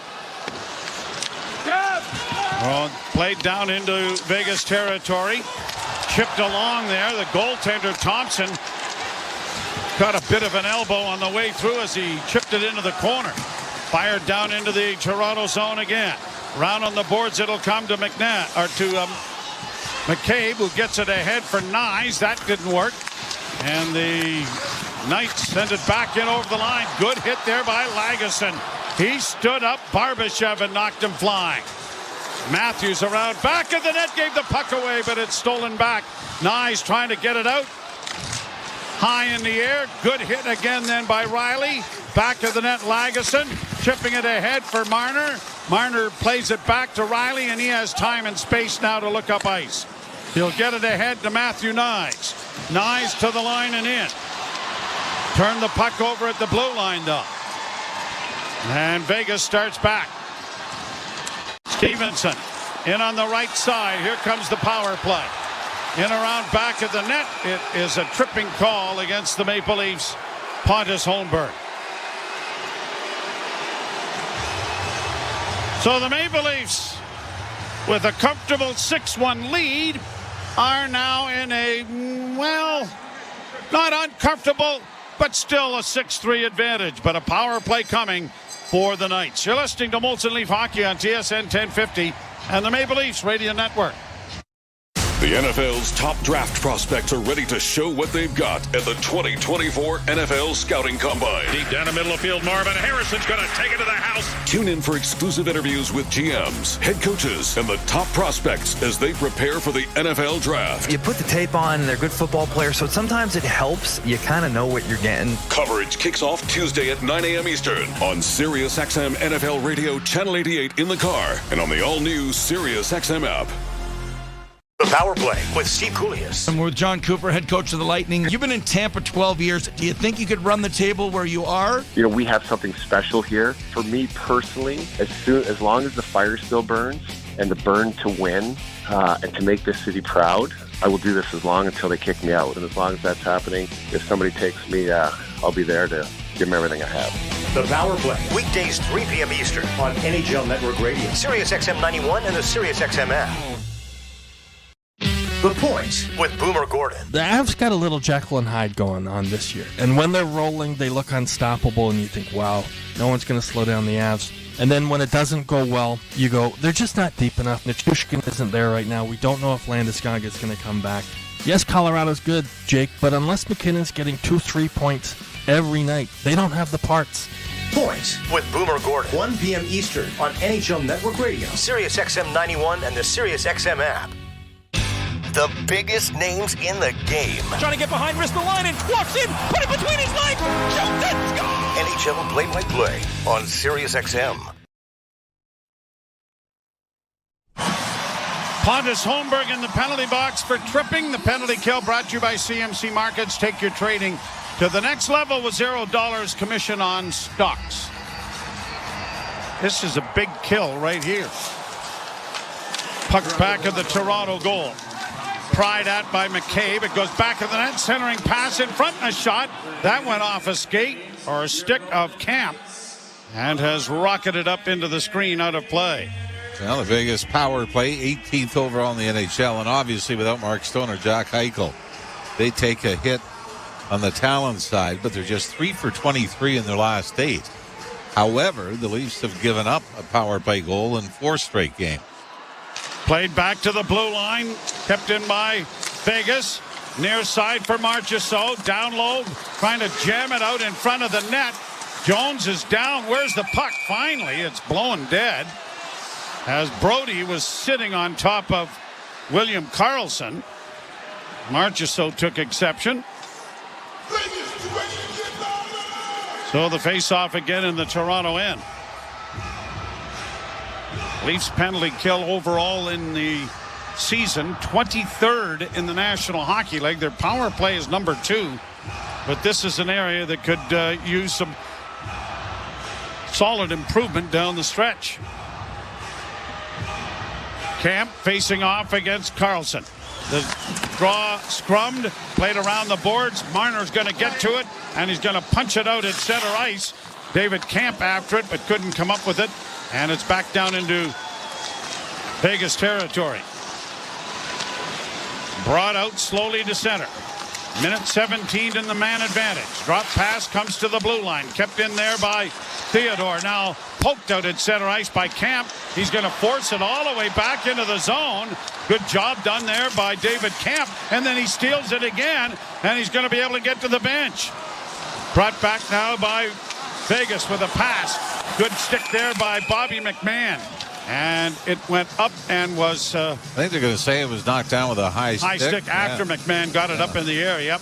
But McMahon, I mean, that was a last-second reach to tip the puck away from the Vegas player, or that might have been very similar to the second Vegas goal.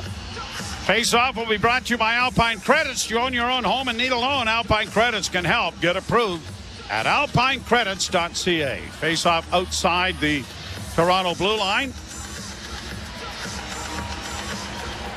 And is scrummed but controlled now by Pietrangelo. He couldn't get it in. He has to go back to his own zone to restore it. And looks to the near side for Paul Cotter. And Cotter will start out. Got it up on the left wing side. Brought on now by Brisson. And goes around back of the net in the Leaf zone. Good collision there. Nylander got it freed up. And Bobby McMahon snaps it out and down the ice. For a guy that didn't have much of a collegiate career, played with the Newfoundland Growlers, has become a pretty big mainstay offensively in the last little while and playing some pretty good defense penalty killing in Bobby McMahon. Yeah, the odd power play shift, penalty kill. Around the boards into the Leaf zone. 6 seconds left in this power play. We're past the halfway mark of the third period. Up against the boards, it's pinned there by Brody. Brody doing a great job of hanging on to it. Works it back in along the wall again. The Leafs finally get it freed up, and they got some skating room, and it's Matthews coming through center. Pontus Holmberg takes the drop pass and closes and scores! Out of the penalty box, Matthews sets up Pontus Holmberg, and the Maple Leafs have restored a 4-goal lead. Or is it Matthews? Did he touch it? Boy, Matthews over the line, dropped it for Holmberg, and went to the net. Well, get a look at it from the net cam. It is Austin Matthews. Wow. Oh, wow. But, I mean, from Holmberg, this is an incredible play. I mean, originally it looks like he just snapped it far side, but Matthews reaches out with his stick to redirect it. And that's goal number 52 on the year. Pontus Holmberg. Here the Leafs back in with a shot that deflects wide of the goal. Had a 2-goal game in New Jersey, if I'm not mistaken. Oh, that's an amazing deflection. Absolutely amazing. But that's exactly what Holmberg was trying to do, though, right? Was set it up, go to the front of the net. Leafs bring it back in on the right side. Drop pass by Robertson. Down into the corner. And the Knights are going to break it out with Morelli in across the line, left wing side. A shot that was stopped. A big rebound off Jones. But it's controlled again now by the Leafs. And Lagesson sends it into the zone. And now Domi with it again. Domi sending it around the board. Austin Matthews with his 53rd of the season. Boy, it's not often you say that 7th goal was a big one. But the Leafs with a 6-1 lead into the third. They gave up 2 in the first 90 seconds to make it 6-3 at a penalty kill. Puck comes into the goal crease area, but knocked wide then by Nylander. Nylander saucers it ahead, but doesn't get it out. It's shot back in. Oh, apparently he did get it out. That's the linesman. That was a close play. That didn't look like it. No, I agree with you. Austin Matthews with a little tip off a pass from Pontus Holmberg. And the Maple Leafs have a 7-3 lead. You're listening to Molson Leaf Hockey on TSN 1050 and the Maple Leafs Radio Network. Unhibernate. Verb. To laugh in the face of snow because you drive a Subaru. As in, when I unhibernate, I have the roads all to myself because my Subaru has symmetrical full-time all-wheel drive and others don't. Or the award-winning safe.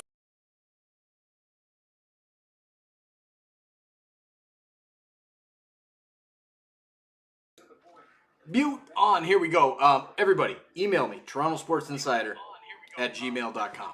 All right? We've got 2 more emails left as I refresh. Let's see. Okay. Nope, that's it. So jump in there. 2 more emails. T-shirt. I was going to give away 3. Screw it. I'm giving away 5. We've already gotten 3 emails. Jody, as well as Greg and Lynn. Thanks for joining the celebration here on 10,000 subscriber celebration here on TSI. Richard Feward, GOAT, my man. Love it, man.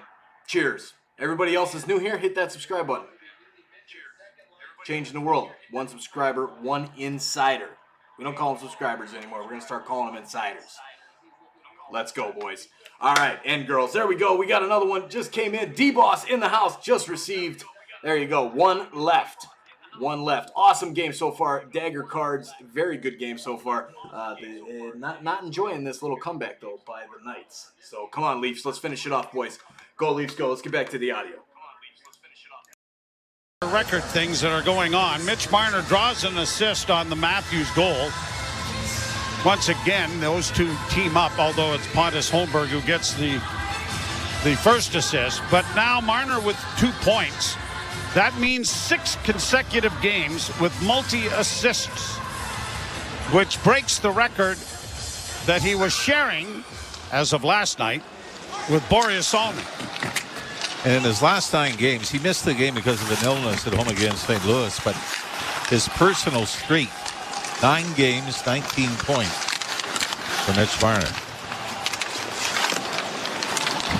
Puck in the Toronto zone. Up against the boards. Holmberg got it ahead and it's played down into Vegas territory. 7:40 left to play in the third period. The Leafs with a 7-3 lead. Bounce down to the Toronto zone. Brody reverses the puck but took a pretty good hit to make that play. Back on his skates though. He's all right. And Liljegren with it around back of the Toronto net, waiting patiently for the change of players to be completed. Now makes a pass on the near side. Lagesson got it out at center. Robertson couldn't get it in deep for him. A delayed offside. The Leafs have to tag up and do. And now Vegas starts out of their own end. Pietrangelo at the red line, shooting it in. Deadened into the corner. It comes around on the near side. Brought out by Raw. Trying to get it in front of the net. The Leafs are able to break it out. Robertson's away. Robertson with a bank pass for McMahon. Bobby McMahon can't cut to the net. Curls with it. Backhands it around back of the net for Tavares. Tavares unable to get it in front where Robertson was stationed. And now the Knights will get it out at center. And Leafs have got good numbers back defensively as it's flipped in front of the Leaf goal, though. And then blockered away there by Jones as it kind of popped up into the air right in the doorstep.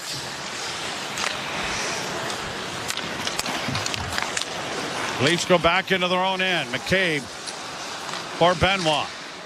Played to center, right wing side. Nylander skips in on the wing. Got a shot away, and it was fought off by Logan Thompson, who didn't really look comfortable catching that, but made the save and stops play. The one thing, though, everybody goes down on the butterfly, and if that puck is around your ear, which it was for Thompson, it's not a very natural movement to throw the glove up and snap it away. By the way, there's no way you can look at, well, let's wait to see if they get another one, at Austin Matthews' numbers and not make them impressive as the puck goes out of play here. But Austin Matthews now in his last 34 games, 38 goals. I mean, that's any stretch like that to be above a goal a game is spectacular. You're listening to Molson Leaf Hockey on TSN 1050 and the Maple Leafs Radio Network. Celebrate music superstar Bob Marley's birthday and the release of the new movie Bob Marley, One Love.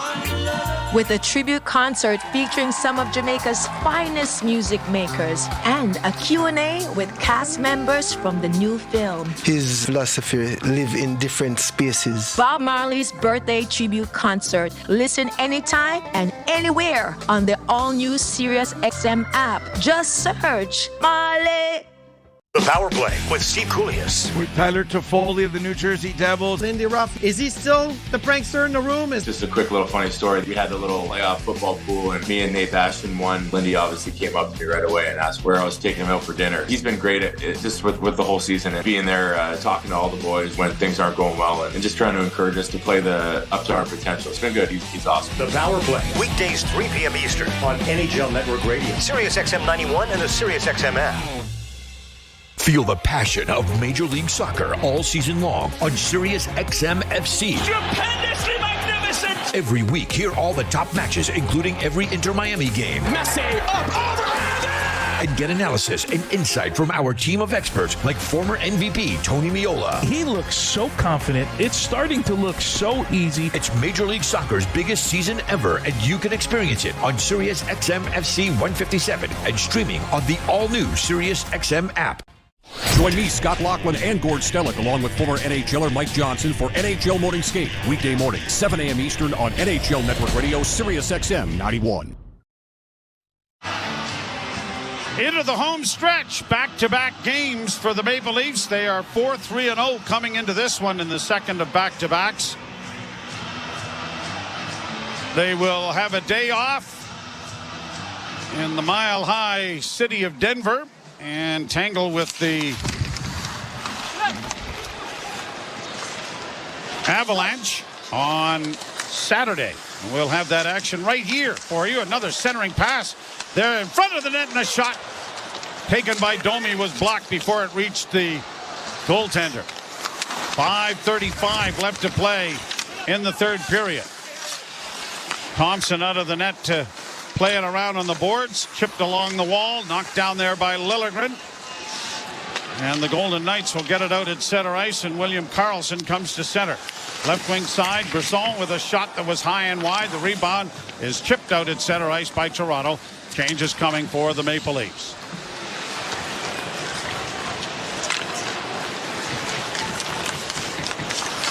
Martinez will get it to the Leaf zone and punch it in.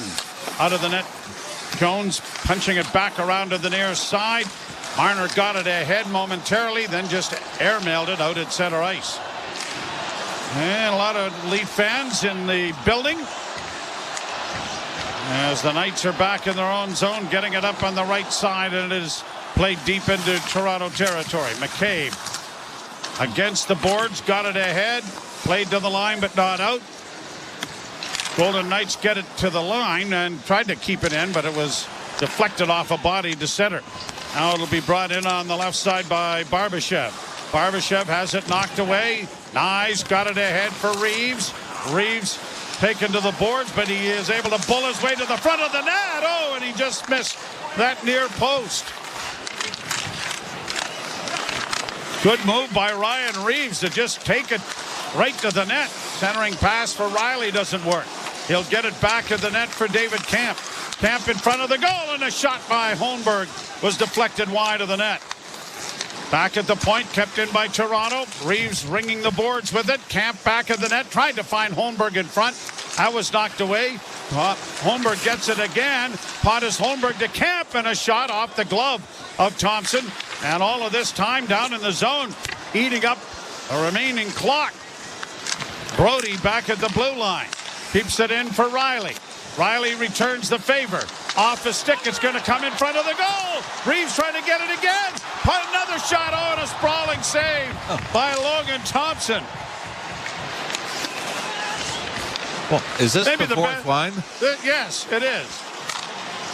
Tonight, off the boards, it flipped to the far side and cleared finally by Vegas. Boy, Holmberg and Camp already have one, and they almost get another. And Reeves had a great chance, didn't he? Goaltender's without his stick as we continue play. It comes to center. And the Knights will get it into the Toronto end. Good hit by Benoit, takes his man to the ice. Now Tavares getting it up on the wing for Robertson. Played it back to Tavares. Tavares working back to the Leaf zone. And he's going to give it to Benoit, who pounded off the boards to center ice. Robertson got it freed up momentarily, but couldn't get it to Tavares, and it's back into the Leaf end, and we have 2.5 minutes to go. So the Maple Leafs road trip is going to continue after another offensive outpouring. And if not a tidy victory, it will be a victory nonetheless. 2 minutes and 5 seconds to go. Vegas Knights get it down into the Leaf zone. Cotter back of the net. Took a hit from Brody. And the Leafs have played it out and down into Vegas territory. No icing, and Pietrangelo goes back. He'll play it off his stick to center. Leafs are there to shoot it right back in again. Bertuzzi up there forechecking. Be nice if Max Dolt got another whack at it. Yeah, from what I could find, 2016 with Arizona was his only career hat trick. Played down into the zone. Haig chipping it along the boards. Cut off there. The Leafs trying to get in front. Holmberg is there once more. And it'll go back in the area back of the net. Minute 10 to go in the third period. And the Toronto Maple Leafs with a 7-3 lead over Vegas as a shot rolls in on Martin Jones. He's going to cover up on it, and that will stop play. I'm sure if you're Martin Jones, you're saying, you know what? My last 2 starts, you've scored 16 goals for me. I could play another 20 years with those numbers. And really, it is a game where, with all due respect to Martin Jones, none of the 3 goaltenders that have played have really been, I don't want to say sharp, but not well less than spectacular. Yes, I would agree with that. Well, Logan Thompson might have just made the best save of the game, taking that away from Ryan Reeves. Well, it looked like Reeves was. It was a good save. Yeah. He had to come across a long way to get a left pad in front of that rebound chance. Vegas get it out into center ice. 45 seconds left to go now in the third period as it's played down into the Vegas end again. Now they break it out, get it to the Leafs zone. Shot in, swept around the boards by Jones. Leafs trying to push it out in front. Vegas come up with it in the corner. Temple can't keep it in. It's back out at center ice. And 23 seconds remain. Maple Leafs are going to pick up their 32nd win of the season. Their 72nd point. And their 17th win on the road this year. That is a very, very impressive statistic as the final seconds are going to be allowed to run off the clock. Now, the only problem is with that is you don't want to be so good on the road you get home ice advantage in the playoffs. You would come up with that logic, and it's accurate. That's the problem. 1-5 last year in the playoffs. Much better on the road than they have been at home this year. Okay, you know what? Once everything's clinched, they'll go into a losing streak just before the playoffs and get you all organized the way you want, if that works for you. Yeah, I think there's a different kind of pressure, obviously, but from a Leafs standpoint, you play back-to-back games. They've had lots of travel. And like we said, you looked at this stretch after Morgan Rielly was suspended after the loss in Ottawa, and you thought, oh no, they could find themselves out of a playoff spot by the time they get back from Denver on Saturday. Instead, they turn it around, and it's a 6-game winning streak that has them right now pretty comfortably in a playoff spot in the Eastern Conference. So we will invite you to join us again this coming Saturday when the Maple Leafs tangle with the Avalanche in Colorado. And we will be on the air right here on TSN 1050 at 7 o'clock. We'll ship it off to the postgame show. Dave Feschuk joining Jim Taddy. You've been listening to Molson Leaf Hockey on TSN 1050 and the Maple Leafs Radio Network. Feel the passion of Major League Soccer all season long on Sirius XM FC. Stupendously magnificent! Every week, hear all the top matches, including every Inter-Miami game. Messi, up, over, and get analysis and insight from our team of experts like former MVP Tony Meola. He looks so confident. It's starting to look so easy. It's Major League Soccer's biggest season ever, and you can experience it on Sirius XM FC 157 and streaming on the all-new Sirius XM app. The NHL trade deadline is coming. Friday, March 8th. Tune in for all-day coverage. Beginning at 7 a.m. with NHL Morning Skate. At 11 a.m., it's Mick Kern and your calls. At 1 p.m., Boomer Gordon brings you the trades as they happen. Then, when the bell rings at 3 p.m. Eastern, Steve Cooley's and the Power Play break it all down. The best analysis, insight, and breaking news. Follow at SiriusXM NHL on X. And tune in to Trade Deadline Day. NHL Network Radio. NHL Network Radio. On demand. On demand with the all-new SiriusXM app. From in the crease to in the locker room. Mr. Rick Tocchet, if you're taking a mix of coaches you had, the best of, what is that mix for Rick Tocchet? Scotty Bowman behind the bench, tactician. Mike Keenan, a lot of stuff that coaches do now, he did. Jim Schoenfeld, the father figure, and Mike Sullivan. I still talk to guys like Craig Berube, Travis Green. So, there's a mixture, and then you got to find your own niche, right? SiriusXM NHL Network Radio, SiriusXM 91, and on your schedule with the SiriusXM app.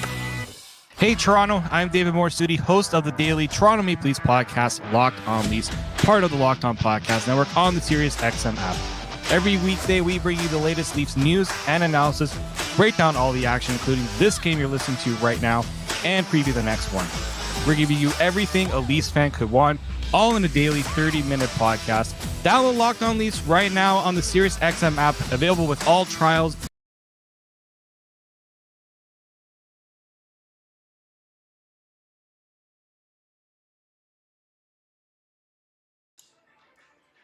Hey, what's up? TSI, insiders, subscribers, Leafs fans, anybody. I don't care if you're a hockey fan and you're here. Thanks for joining us tonight on this historic night on Toronto Sports Insider. Jesus, I am bald. Oh my God, where is my hat? But hey, this is it. Real life, right? Real life. I got a bunch of emails here. Thank you all for sending out the emails. Dagger Cards, Jody, as well, Kevin, Peter, Dante, Lynn. We got Greg as well. Check out, I'm going to put out the link here to this awesome message that my son surprised me with tonight. Guys, I cannot explain to you how excited I am for what my son did with I'm sure, Allison. Nice work, babe. Cheers. I'm coming to bed momentarily. Everybody, really great game. Hey, the Leafs are rolling, and that's what it's about. That's why we're here. We're here to support the Maple Leafs and be the insiders for Toronto sports here in the future, present and future. Cheers, everybody. Every email until the end of this live, every single email that I receive on torontosportsinsider@gmail.com from now until the end of the live receives a Holy Mackinac t-shirt. I have already ordered 10. I will order more, depending on how many more emails we get, and we're getting close to having to order more with the amazing response that we've gotten. This 10,357 that's been stuck here for a while. That is, something's wrong with that. We jumped about 10 in a minute or two, and knowing how YouTube does things, I'm sure we'll see a jump here before the end of the live. So anyways, thank you all for reaching out on the email. Thank you for hanging out with us and finding the channel. And look, thank you to everybody who stopped by tonight. And really, I want to give a big shout out to Jordan's Disney's Adventures for coming in and hanging out with us for a little bit and seeing what we're all about. Look, we're having a good time here on TSI. Sam Weld, brother, if you're listening, I reached out to you, man.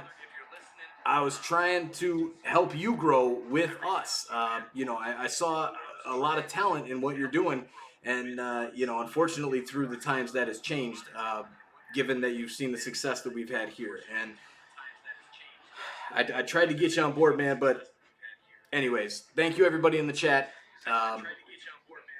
We're gonna have a lot of fun in Toronto. We're changing the world, guys. This is the future. Thanks for being here. Let's get back to the post game. I'll let it run here for a while, and we'll see you guys soon. Peace. What a game by Holmberg. I mean, not only does he set up the great 50-second goal by Austin Matthews on the tip, perfectly placed pass, shot, whatever you want to call it, from Holmberg to set that goal up. Holmberg, of course, tucked one top shelf short side to make it 6-1 in the highlight reel goal of the night for sure, after picking Jonathan Marchessault's pocket. But this was not a night about Austin Matthews. It wasn't a night about Pontus Holmberg. It was a night about everybody. It was a night about the collective. Jim, 13 different players get a point. All kinds of guys contributing in many different ways. This is as, sort of well-rounded a team win as we've seen all season. Yeah, and I think actually on this winning streak, the two St. Louis wins are somewhat like that too, aren't they? Yeah, quite similar. You're right. Quite similar. And that's a great sign because, heading into this, this now 6-game win streak, we'd been talking about how, hey, there's got to be more from the other guys. It can't just be the core four. It can't just be Matthews, Marner, Nylander, especially. It has to be somebody else. And in this 6-game win streak, the longest of the season, obviously the longest of the Matthews-Marner era, Sheldon Keefe's got to be happy to see that it is other guys stepping up here. It is other lines kind of coming into focus, coming into form. I thought the second line tonight, Domi, Nylander, Bertuzzi, was excellent. Obviously, Domi having his first multi-goal game as a Maple Leaf with 2 goals, including that real burst of speed on the breakaway, which was, the 5-1 goal in the second period. You've had all this sort of in a year where we've been looking for performances from people not named Nylander, Matthews, Marner. Here we get some tonight, and you're right. We also got them in the St. Louis games and in a lot of games on this 6-game win streak. I'm just wondering, if we can do this now because it's a 6-game winning streak and Morgan Rielly is back. Do you think the Leafs approach Ridley Gregg with some sort of thanks? Because, this could be, when you look back on it, this could be the TSN turning point of the season. Morgan Rielly gets suspended. There had to be things said in terms of we have to all pull together and look where we are now. Well, that's what everybody's saying in that dressing room from Sheldon Keefe on down. We've heard a lot of players say that, Morgan Rielly defending the pride of the team, whatever you want to call it, against Ridley Gregg's unnecessary slap shot at an empty net in Ottawa all those games ago, really did rally this group. And who knows why, but it was definitely a flashpoint. And I think we probably know why, because of the deep respect that everybody on this team and everybody who's been around this team has for Morgan Rielly, the way he's carried himself as a Maple Leaf, the longest-serving Maple Leaf on the active roster. He's a guy that demands respect.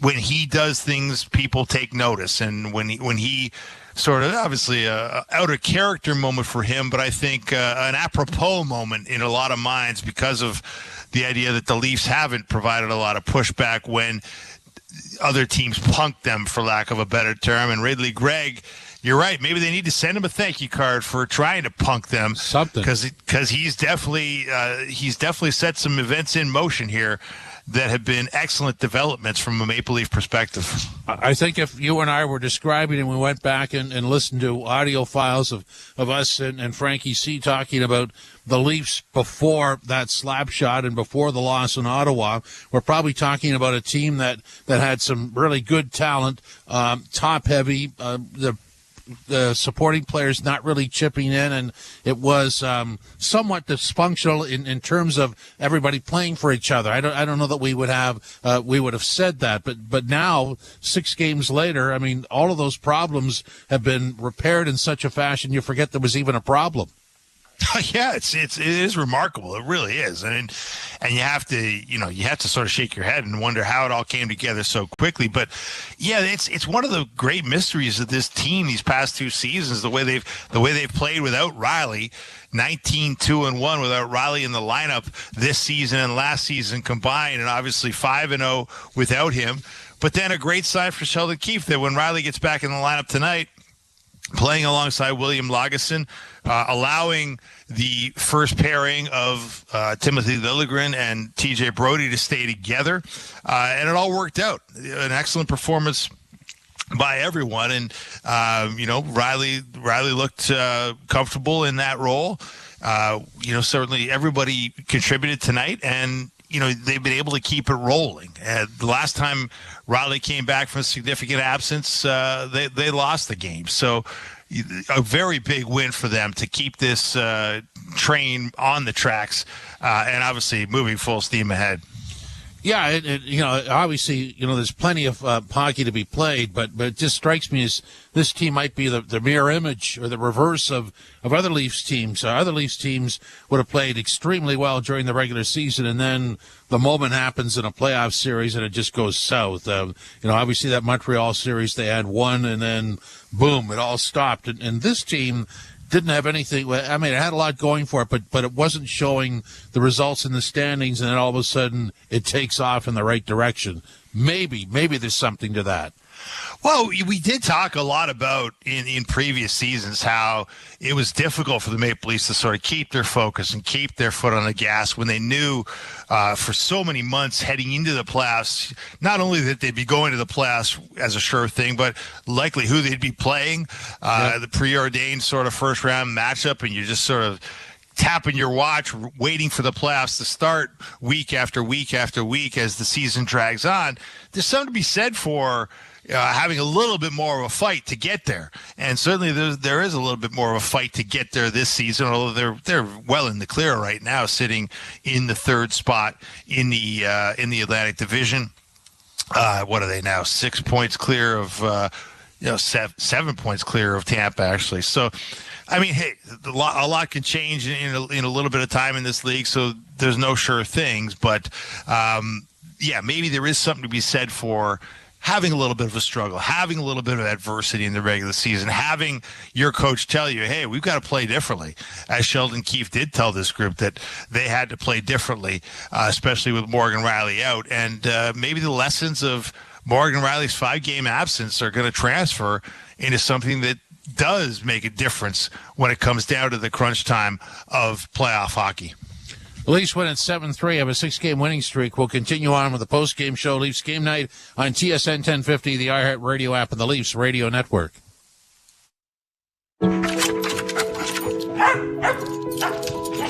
Itching to head outside as the weather warms up?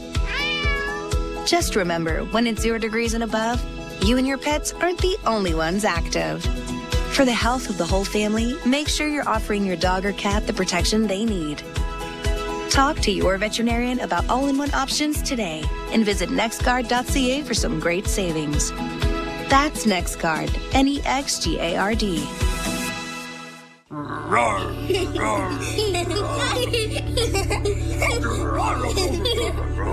This is the sound of medicine. When you stay at a Ronald McDonald House close to your sick child, family is medicine. And right now, it's helping Ryan battle leukemia. We need your help to keep families together.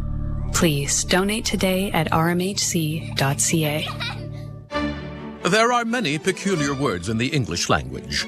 Words like salivigant, peregrinate, nemophilus, peripatetic, and conviviality. Yet, there is no word for getting the most out of winter in your Subaru, thanks to symmetrical full-time all-wheel drive and X-Mode. Until now. We call it unhibernate, as in while your neighbors stay home, you'll be unhibernating all winter in your Subaru. So peregrinate to your local Subaru dealer today, and welcome to uncommon winter confidence.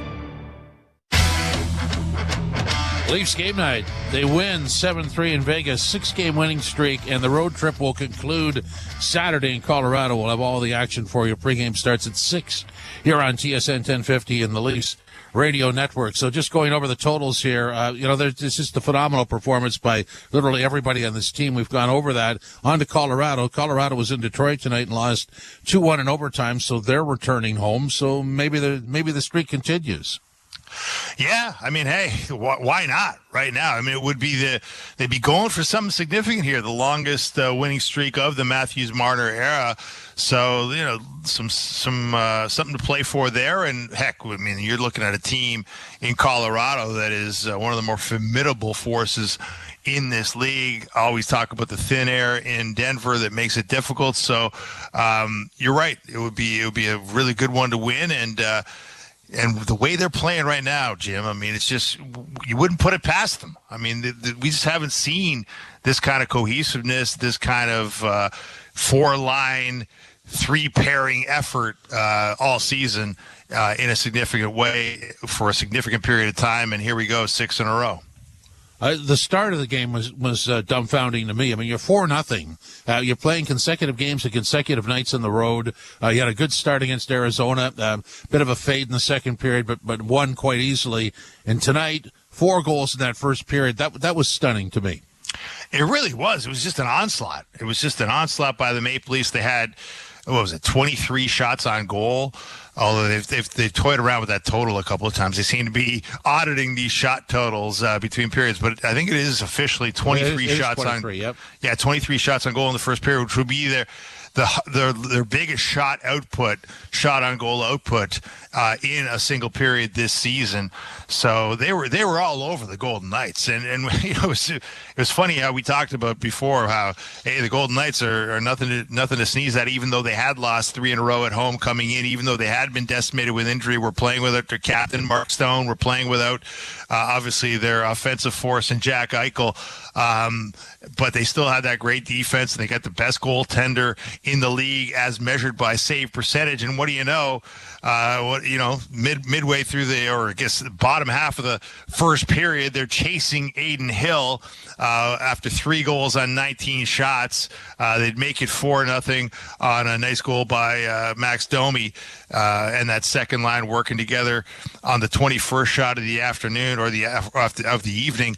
And what do you know? I mean, just nobody would have expected it on the second night of a back-to-back that they would come out with all the jump, they would come out with all the speed, but they did, and they had the Golden Knights reeling really from the first face-off. You know, it's a legitimate streak, to say the very least. Some people would say, why would you say that? Well, when I'm looking at the scores here, aside from the game against Philadelphia where they had a 3-1 lead and had to win it in overtime, they're in control of all these games. And in any streak, they always say when it's about to end, you get away with a win or two towards the end. Well, that hasn't even happened yet. Hasn't happened at all. I mean, you're right. They've been in control of these games. I mean, and it's an incredible combination of them scoring a lot of goals. I mean, they're averaging with doing what they've done tonight. 7 goals tonight. They were averaging about 5.5 goals a game in the previous 5 games. So now they're averaging more than 5, closer to 6 goals a game over this 6-game streak now, which is amazing. But they're also playing great defense. I mean, just to shade over 2.5 goals a game against, 2.3, I guess, is less than 2.5 goals against over this 6-game stretch. So they're just combining both their incredible strength as an offensive force with great defensive responsibility for 200 feet and some excellent goaltending. I mean, Martin Jones tonight allows 3, but Ilya Samsonov in 4 of these games he's played in has a .939 5-on-5 save percentage, which is the best in the NHL over that span. So, yeah, you talk about all cylinders. You're getting goaltending, you're getting great defense, and you are putting the puck in the net at an astonishingly productive rate. 6 wins. The Leafs have outscored the opposition 34-14. John Tavares got a goal tonight, so consecutive nights with 5-on-5 goals, and since mid-December he hadn't had one, and so that one's solved as well. Here's Captain John on a stellar team effort. Yeah, I think just when you got everyone contributing in all areas, with and without the puck, solid goaltending, withstanding their momentum when it comes. So just a really good job of holding the fort early and then really getting our game going and everyone kind of building off that, earning our opportunities, and obviously building ourselves a lead that puts us in a really good spot. So solid effort throughout the group. What effect do you think spreading the offense over 3 lines or either side versus 4 lines has had on the group? Well, I think we believe in the depth and the type of group we've had all year. So, obviously we get some pretty special players that are heavy catalysts and can produce on a nightly basis. But no doubt when you get contributions throughout the lineup, which I believe we have, and the type of players that we have, the way Bobby has really kind of blossomed here over the last week and a half. It goes a long way. Obviously, to be able to put up 7 and contributions throughout the lineup goes a long way and puts the team in a really good spot.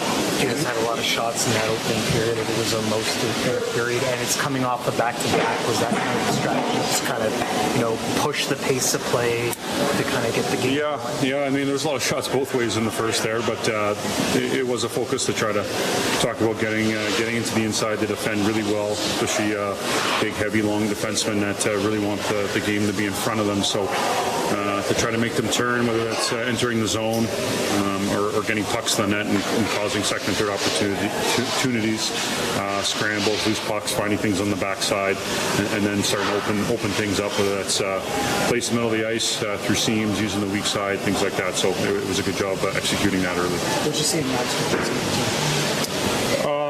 I think Max has been playing solid for a long period of time. I think he just got a couple great opportunities, just finding open ice. His timing was really, really solid, and obviously finishing plays off goes a long way. I really liked the way he was playing without the puck as well, just the way he was skating, working to get it back and looking to kill their transition player when the puck changes hands. They really good job defensively.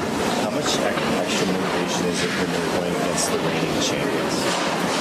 Well, I don't know if it's extra motivation, but it catches your attention. You're playing against, the reigning Stanley Cup champs that, pretty much with the exact same roster from last year. The season they're having, what they've accomplished, that they have set the standard. They're the ones that got to the top of the mountain, and everyone's trying to catch down. So you just want to be at your best, knowing the challenge that brings, even with a couple of important players out for them. You got to be prepared to play. 10 goals and 5 goals for Austin. He's always been amazing. Have you noticed anything in particular about this hot stretch with him, or an area of his goal scoring that is somehow even better? Just always finds different ways to make it happen. I think tonight's a great example. Maybe didn't have as many quality looks that he has, and he generates so many. But just the poise he shows on a rush like that, and gives it up to drive the net, and obviously a great play by Berge. But just the subtle hands in front, things like that, just different ways he finds to score. I don't know if it gets talked about enough. I just think he's just so smart. His ability to find open ice, and you're probably one of 3 or 4 guys that game plans are all around shutting down. His ability just to continue to find body position and open ice, and his timing that way is really elite, and something that goes unnoticed. John Tavares. So, Dave, just a minute left to sum this up. And here's what we could say over the 6-game winning streak. Little in the way of self-inflicted wounds and really good game management. Yeah, that's exactly it. They really have not hurt themselves, and they were doing that on the regular this season. Sheldon Keefe have been harping on it. All the neutral zone turnovers, all the turnovers at the opposing blue line that came back the other way and ended up in the back of the net. Yeah, they've been able to clean that up in large part, and that's an amazing thing. And I think a credit to the coaching staff and a credit to the players for buying in at a very important moment in the season. And it all comes back to the Ridley Gregg slap shot where everybody's ears opened up. Isn't it amazing? I mean, a little bit of petulance, a little bit of rattery by that Ridley Gregg, who sort of prides himself on patterning his game after Brad Marchand, and he's ignited the greatest win streak of the season for the Maple Leafs. Dave, we'll chat again on Yes Guy, the radio show, 10 a.m. tomorrow. Yes Guy, can't wait. There we go. Leafs Game Night, TSN 1050 and the Leafs Radio Network. Opening day is only weeks away, and Fantasy Sports Radio is helping you draft a winning fantasy baseball team. It's a home run for Ronald Acuna. Hey, what's up? It's Steve Phillips. Hang out with me on the Fantasy Dugout as I give you draft advice, player projections, and the tools you need to take home a fantasy baseball championship. The Fantasy Dugout, weekdays at 2 Eastern on Channel 87. Every team that wins a championship this year because somebody took a chance. Or just search Fantasy Dugout anytime on the new Sirius XM app. The Power Play with Steve Koulias. I'm with John Cooper, head coach of the Lightning. You've been in Tampa 12 years. Do you think you could run the table where you are? We have something special here. For me personally, as long as the fire still burns and the burn to win and to make this city proud, I will do this as long until they kick me out. And as long as that's happening, if somebody takes me, I'll be there to give them everything I have. The Power Play, weekdays 3 p.m. Eastern on NHL Network Radio, Sirius XM 91 and the Sirius XM app.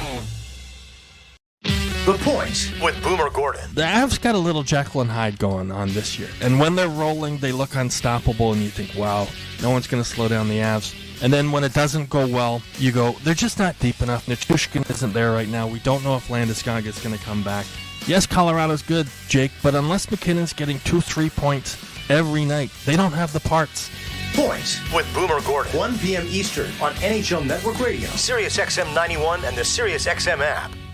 The Power Play with Steve Koulias. With Tyler Toffoli of the New Jersey Devils. Lindy Ruff, is he still the prankster in the room? Just a quick little funny story. We had the little playoff football pool, and me and Nate Ashton won. Lindy obviously came up to me right away and asked where I was taking him out for dinner. He's been great at it, just with the whole season and being there, talking to all the boys when things aren't going well, and just trying to encourage us to play up to our potential. It's been good. He's awesome. The Power Play, weekdays 3 p.m. Eastern on NHL Network Radio, Sirius XM 91, and the Sirius XM app. The biggest names in the game. Trying to get behind, wrist the line, and walks in, put it between his legs, shoots it, score! NHL play-by-play on Sirius XM. Visit mapletoyota.com. Just one still going. Predators 3-1 over the Kings very late in regulation. The rest are done. Canes 1-0 over the Panthers. Detroit 2-1 over the Avs in overtime. Rangers got by the Devils 5-1. Ottawa got by Dallas 4-1. Pittsburgh 4-1 over Montreal. Washington beat the Lightning 5-3. Islanders shut out by the Blues 4-0. It was the Flames 3-2 in overtime over Boston. Seattle 5-2 over Vancouver. And, of course, in our game 7-3 for the Leafs over the Golden Knights. Join us Saturday at 6. The Leafs in Colorado. This is Leafs Game Night. Goodbye. TSN 1050 and the Leafs Radio Network.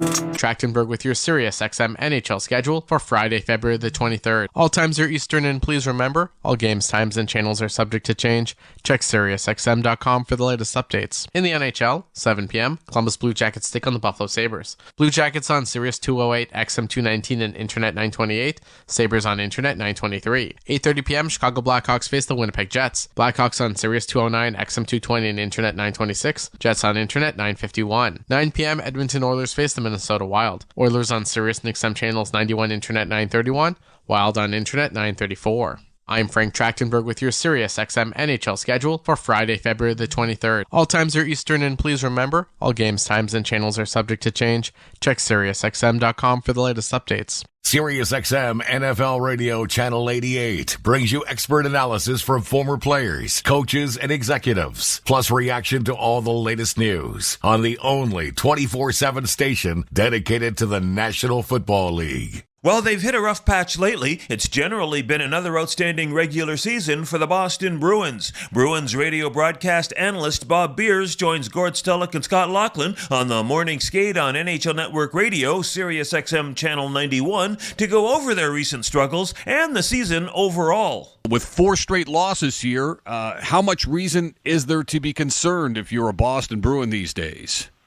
I mean, there's been a couple games that they've lost here recently coming out of the break, coming out of the All-Star break, that have been ugly losses in terms of the way that they played. I think there was one against Calgary and one against the Washington Capitals that they really hated the way that they played. And I know that Jim Montgomery was talking a couple of days ago, or maybe it was yesterday, just saying that, those are the ones that have really, bothered him. He doesn't like to lose games, obviously, but they've been encouraged by the way that they've played the last 3 games and have found kind of different ways to lose them. So concern is one way to look at it. I don't think anybody's pushing the panic button just yet, but they realize how they have to play in order to win games. They got away from it for a little while. They're starting to get back to it now. Now they have to find the results, and there's little mistakes here and there. And they've lost these games in different ways. So they're trying to figure it out. There's a number of areas that still need to be cleaned up. Yeah, Bob, and there's always trying to figure out what's the best way to hit the playoffs after an 82-game regular season. I mean, they had the classic phenomenal regular season, first-round disappointment, and this year, really, by and large, it's been a great regular season. I don't know what you take from what happened last year and how you become a better team for the playoffs, but can you kind of try to maybe quantify what their objective is heading into the playoffs this year? Well, I mean, some of it's going to be dictated by the deadline. Have an idea, but they did a lot of. They had a lot of moves made last year at the deadline, and you lose some of that draft capital. So, you don't have that in your back pocket plus the salary cap. So it's going to be a challenge, I think, for Don Sweeney and his staff to, try to make improvements to this team where they see fit. And there's a couple areas that certainly they could use some help in. But they're happy mostly with the season that they've had. Or I think early on they were relying on the goaltending, and the goaltending was excellent. Then they went into a little spell where they dipped a little bit, played around 500 hockey. Then they pulled themselves out of it after the Christmas break, which they really had a nice run there. And now they're back into that dip. So they're trying to – it's like you can't compare it to last year, right, because it's never saw that kind of season before. But what do you learn? That's a tough one coming into this year. I don't think they're as concerned about getting first place. I don't think that was ever the concern last year as well. But they're not as concerned about first place. They're just concerned about the way that they're playing going into the playoffs. And, are they doing things the right way? Are they playing to their identity? Are they making, teams work to score against them? Or are they handing them goals or handing them offensive chances? So when the Bruins are on their game, they keep things to the outside. They protect the middle of the ice. That's Jim Montgomery preaches the process, and he keeps talking about that. And they're holding true to that. We kind of know how they play defensively and make it hard to get up the ice against them. But when they're really on their game offensively, it's the cycle down low, holding on to pucks, making teams work. Follow every second of the action on NHL Network Radio. From behind the bench to every play on the ice. If it's hockey, it's on SiriusXM NHL Network Radio. SiriusXM 91. I'm Frank Trachtenberg with your SiriusXM NHL schedule for Friday, February the 23rd. All times are Eastern, and please remember, all games, times, and channels are subject to change. Check SiriusXM.com for the latest updates. In the NHL, 7 p.m., Columbus Blue Jackets take on the Buffalo Sabres. Blue Jackets on Sirius 208, XM 219, and Internet 928. Sabres on Internet 923. 8:30 p.m., Chicago Blackhawks face the Winnipeg Jets. Blackhawks on Sirius 209, XM 220, and Internet 926. Jets on Internet 951. 9 p.m., Edmonton Oilers face the Minnesota Wild. Oilers on Sirius and XM channels 91, Internet 931. Wild on Internet 934. I'm Frank Trachtenberg with your SiriusXM NHL schedule for Friday, February the 23rd. All times are Eastern, and please remember, all games, times, and channels are subject to change. Check SiriusXM.com for the latest updates. In the NHL, 7 p.m., Columbus Blue Jackets take on the Buffalo Sabres. Blue Jackets on Sirius 208, XM 219, and Internet 928. Sabres on Internet 923. 8:30 p.m., Chicago Blackhawks face the Winnipeg Jets. Blackhawks on Sirius 209, XM 220, and Internet 926. Jets on Internet 951. 9 p.m., Edmonton Oilers face the Minnesota Wild. Oilers on Sirius and XM channels 91, Internet 931. Wild on Internet 934. I'm Frank Trachtenberg with your SiriusXM NHL schedule for Friday, February the 23rd. All times are Eastern, and please remember, all games, times, and channels are subject to change. Check SiriusXM.com for the latest updates. In the NHL, 7 p.m., Columbus Blue Jackets take on the Buffalo Sabres. Blue Jackets on Sirius 208, XM 219, and Internet 928. Sabres on Internet 923. 8:30 p.m., Chicago Blackhawks face the Winnipeg Jets. Blackhawks on Sirius 209, XM 220, and Internet 926. Jets on Internet 951. 9 p.m., Edmonton Oilers face the Minnesota Wild. Oilers on Sirius and XM channels 91, Internet 931. Wild on Internet 934. I'm Frank Trachtenberg with your SiriusXM NHL schedule for Friday, February the 23rd. All times are Eastern, and please remember, all games, times, and channels are subject to change. Check SiriusXM.com for the latest updates. Hear it all on demand. Your favorite shows, your favorite games. Don't miss a second of your favorite SiriusXM programming on demand with the SiriusXM app. Download it now for free. A possible most valuable player candidate in Toronto, and the idea of making an outdoor NHL game an annual event in the Big Apple. These are a couple of things that Sportsnet 590 radio host and regular NHL Network radio contributor Jeff Merrick goes over with hosts Gord Stellick and Scott Laughlin on the morning skate on SiriusXM Channel 91. Right now, Austin Matthews is on pace to score 75 goals. If he gets to 70 or more, does he automatically get your votes as the Hart Trophy winner? It's going to be tough to say no, right? Like all season long, we've been talking about Kucherov and talking about McKinnon. I think you can also make an undercover case for Connor Hellebuck, but if he gets 70, stop the fight. It's over. You don't score 70 goals in the NHL now. It's going to be really tough not to vote for Austin Matthews first overall if he gets to 70. And the other thing we talked about, now, first of all, the Stadium Series, and, I still like outdoor games, and some people argue whether it's, the rumblings says jump the shark, whatever, I don't know. But the other, Scott was just saying, do you think this could be an annual event in New York? Is the appetite there? Would the market bear saying, yeah, every year? I mean, you look at even last week, we're talking about the bean pot that always goes on the college level at Boston, what used to be Boston Garden and nowadays and what have you. Do you think this has legs to be an annual thing? I think it's a tremendous idea. I really do. I mean, when you look at the geographical rivalry with those four teams, I think it's an exceptional idea. Like, I'm with you, Gord. Like, I really still do love outdoor games, more so for the live event aspect of it than television. Like, it's become so important as a live event experience because, you talk to people that go, and you guys have gone to games before.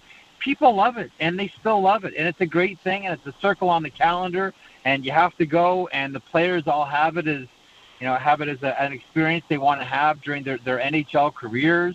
It's a box to check now. I think that it's not as important, obviously, as, my first goal or my first NHL paycheck or my first Stanley Cup or first trophy or whatever. But this experience for players has become one of those boxes that you check that by the time you're done in the NHL, you want to go and play in at least one of these. I love the idea, though. I love the idea of the Rangers and the Islanders and the Devils and the Philadelphia Flyers all mixing as an annual. I thought this came off great.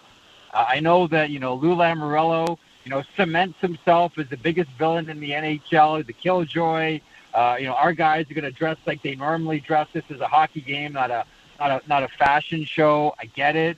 I thought the whole thing came off tremendous. And, the game itself, too, normally we go into these things saying, okay, it's going to be a spectacle. We're not expecting a great game. Every now and then we get one that's really competitive, and we all go home happy. I went into Sunday thinking I'm not going to see a game better than Winnipeg and Vancouver from Saturday night, but I'll put that Islanders-Rangers game up against any game that we saw all weekend long. That was emotional, at times violent. It was filled with skill. There were great storylines and a great finish by Artemi Panarin. That was an incredible experience this weekend at the outdoor event. The PGA Tour comes to life on SiriusXM. It's your destination for everything on the tour. Hear live hole-by-hole coverage and expert analysis. PGA Tour Radio, SiriusXM 92.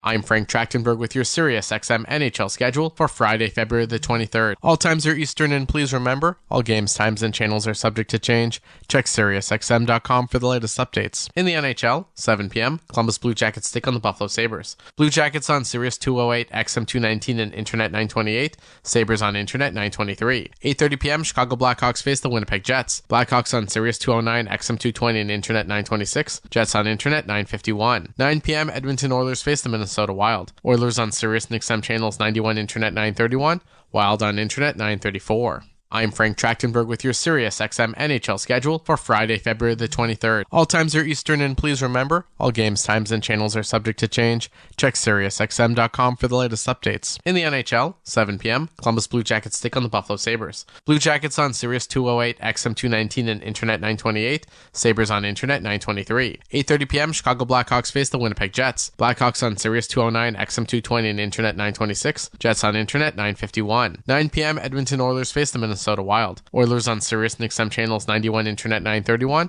Wild on Internet 934. I'm Frank Trachtenberg with your SiriusXM NHL schedule for Friday, February the 23rd. All times are Eastern, and please remember, all games, times, and channels are subject to change. Check SiriusXM.com for the latest updates. In the NHL, 7 p.m., Columbus Blue Jackets take on the Buffalo Sabres. Blue Jackets on Sirius 208, XM 219, and Internet 928. Sabres on Internet 923. 8:30 p.m., Chicago Blackhawks face the Winnipeg Jets. Blackhawks on Sirius 209, XM 220, and Internet 926. Jets on Internet 951. 9 p.m., Edmonton Oilers face the Minnesota Wild. Oilers on Sirius and XM channels 91, Internet 931, Wild on Internet 934. I'm Frank Trachtenberg with your SiriusXM NHL schedule for Friday, February the 23rd. All times are Eastern, and please remember, all games, times, and channels are subject to change. Check SiriusXM.com for the latest updates. Follow every second of the action on NHL Network Radio. From behind the bench to every play on the ice. If it's hockey, it's on SiriusXM NHL Network Radio. SiriusXM 91. Pittsburgh Penguins icon Jaromir Jagr's time in the Steel City didn't end the way most people thought it should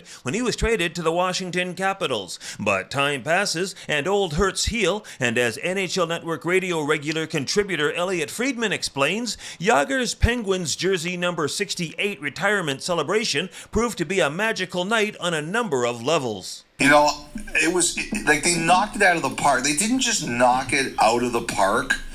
Do you remember Jose Canseco's home run off Mike Flanagan in the then Sky Dome in the 1989 playoffs? Like, that's what that was. That was a fifth deck blast in a stadium. It was a massive, massive hit. And the guy who I really wanted to shout out was Phil Bourque, because you'll remember a year and a half ago when the outdoor game involved the Penguins, we interviewed Phil Bourque, who'd kind of begun the field recon to get Jaromir Jagr to agree to come back to Pittsburgh and have his number retired. And Phil Bourque really worked towards this, and Jagr shouted him out too, saying, you know, Phil was the guy who showed him how to have a good time in Pittsburgh.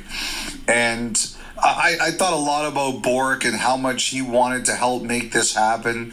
It was a great weekend. The shot of Ron Francis, Lemieux, and Jagr at dinner, everything about that, and getting Sidney Crosby to wear a mullet during warm-up and Crosby doing his routine with the mullet on. Everything about it was spectacular. Everything. And someone mentioned to me, if you're going to shout out anybody from the Penguins organization, you should shout out Kevin Acklin.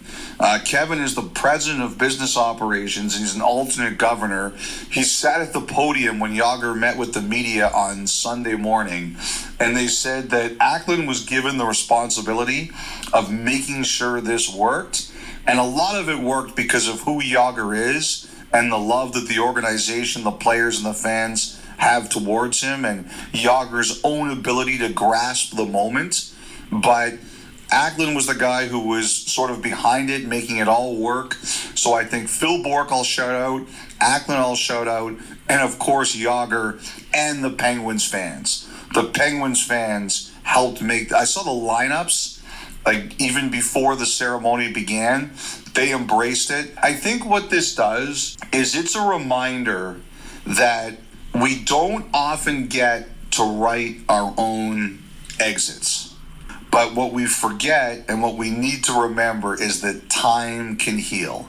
And I think there was a lot that happened. Like, Jaromir Jagr, for everything he did in Pittsburgh, he should never have been forgotten. Like, even if he went and played for half the league after he left, it shouldn't have mattered.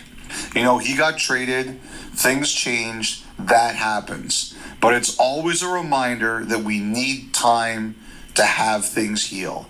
And I'm glad it happened, and I'm glad everybody made it work, because it was a spectacular weekend, a smashing success. SiriusXM has soccer covered end to end. SiriusXM FC. Hear live play-by-play and talk shows hosted by legends of the game. It's SiriusXM FC on Channel 157. I'm Frank Trachtenberg with your SiriusXM NHL schedule for Friday, February the 23rd. All times are Eastern, and please remember, all games, times, and channels are subject to change. Check SiriusXM.com for the latest updates. In the NHL, 7 p.m., Columbus Blue Jackets take on the Buffalo Sabres. Blue Jackets on Sirius 208, XM 219, and Internet 928. Sabres on Internet 923. 8:30 p.m., Chicago Blackhawks face the Winnipeg Jets. Blackhawks on Sirius 209, XM 220, and Internet 926. Jets on Internet 951. 9 p.m., Edmonton Oilers face the Minnesota Wild. Oilers on Sirius and XM channels 91, Internet 931. Wild on Internet 934. I'm Frank Trachtenberg with your SiriusXM NHL schedule for Friday, February the 23rd. All times are Eastern, and please remember, all games, times, and channels are subject to change.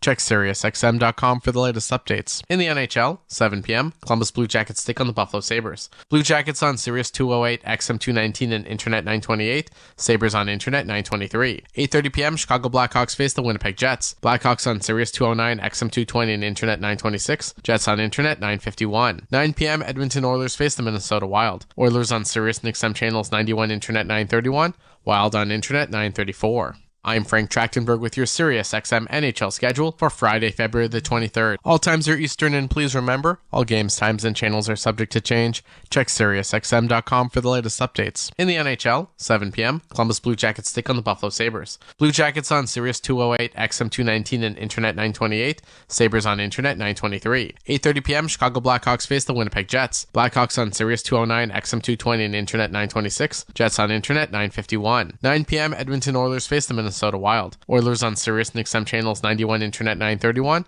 Wild on Internet 934. I'm Frank Trachtenberg with your SiriusXM NHL schedule for Friday, February the 23rd. All times are Eastern, and please remember, all games, times, and channels are subject to change. Check SiriusXM.com for the latest updates. SiriusXM Fantasy Sports Radio is the place for expert advice, strategy, and information from the best fantasy sports analysis to win your league. Plus, hear pick-by-pick coverage of live drafts and interviews with top players, coaches, and team executives on SiriusXM 87. Recently, Philadelphia Flyers head coach John Tortorella referred to the more youth-oriented NHL as being somewhat of a dumb league because many of the young players coming into it are unaware of what it takes to be an all-around NHLer. Former St. Louis Blues head coach Craig Berube is on the morning skate on NHL Network Radio, SiriusXM Channel 91, sharing some thoughts on the subject with co-hosts Gord Stellick and Scott Laughlin. Craig, do you kind of smile, your buddy John Tortorella, paraphrasing a little bit on the other side when last week he's in Toronto, the Toronto media, and it just says, yeah, you know what, there's just the young kids today are so entitled. It's,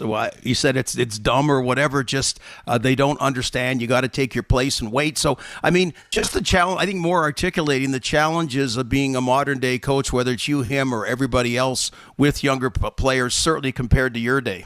Well, it is, and it's probably a lot more work and a different approach for sure that you have to take as a coach, in handling young players that are coming in, and they've gone through junior, gone through college, they've been the top players there and scoring goals and doing all these things, and a lot of them are entitled that come into the league, and I think it's just, as a coach, it's your job and some of your veterans to change the mindset of these guys as much as you can and get them more focused on what's best for the team and not what's best for them. But it's hard because, you think about players that are coming into the league and young guys, they want to get paid, right? They want to make their money. And I don't blame them. That's what, they're playing hockey. Obviously, they love the game, but they still want to get paid.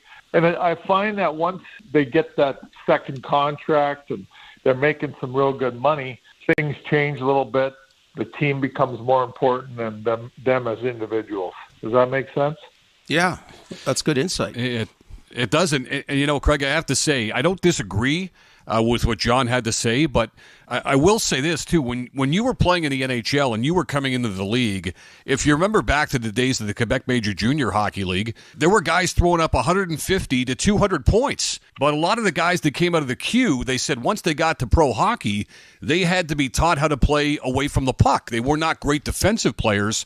I've seen the totals come down in the queue. I've seen them come down pretty much across the board in the Canadian Hockey League. The point totals aren't as gaudy as they once were, but I think in some way, shape, or form, the players are being coached differently. I think that, there are some players who certainly still have to be taught, but I think that some of these guys are coming into the league more of finished products maybe than they once were decades ago. Do you think that might be the case? Well, yeah, I think, the coaching everywhere is a lot different now, and they're getting very good coaching, obviously, in junior and college. But I still think a lot of the production for me, it's down in a lot of areas, obviously in the NHL too. It's the goaltending one, and it's also there's just such a there's way more of a mindset to play good defense and to check a lot better.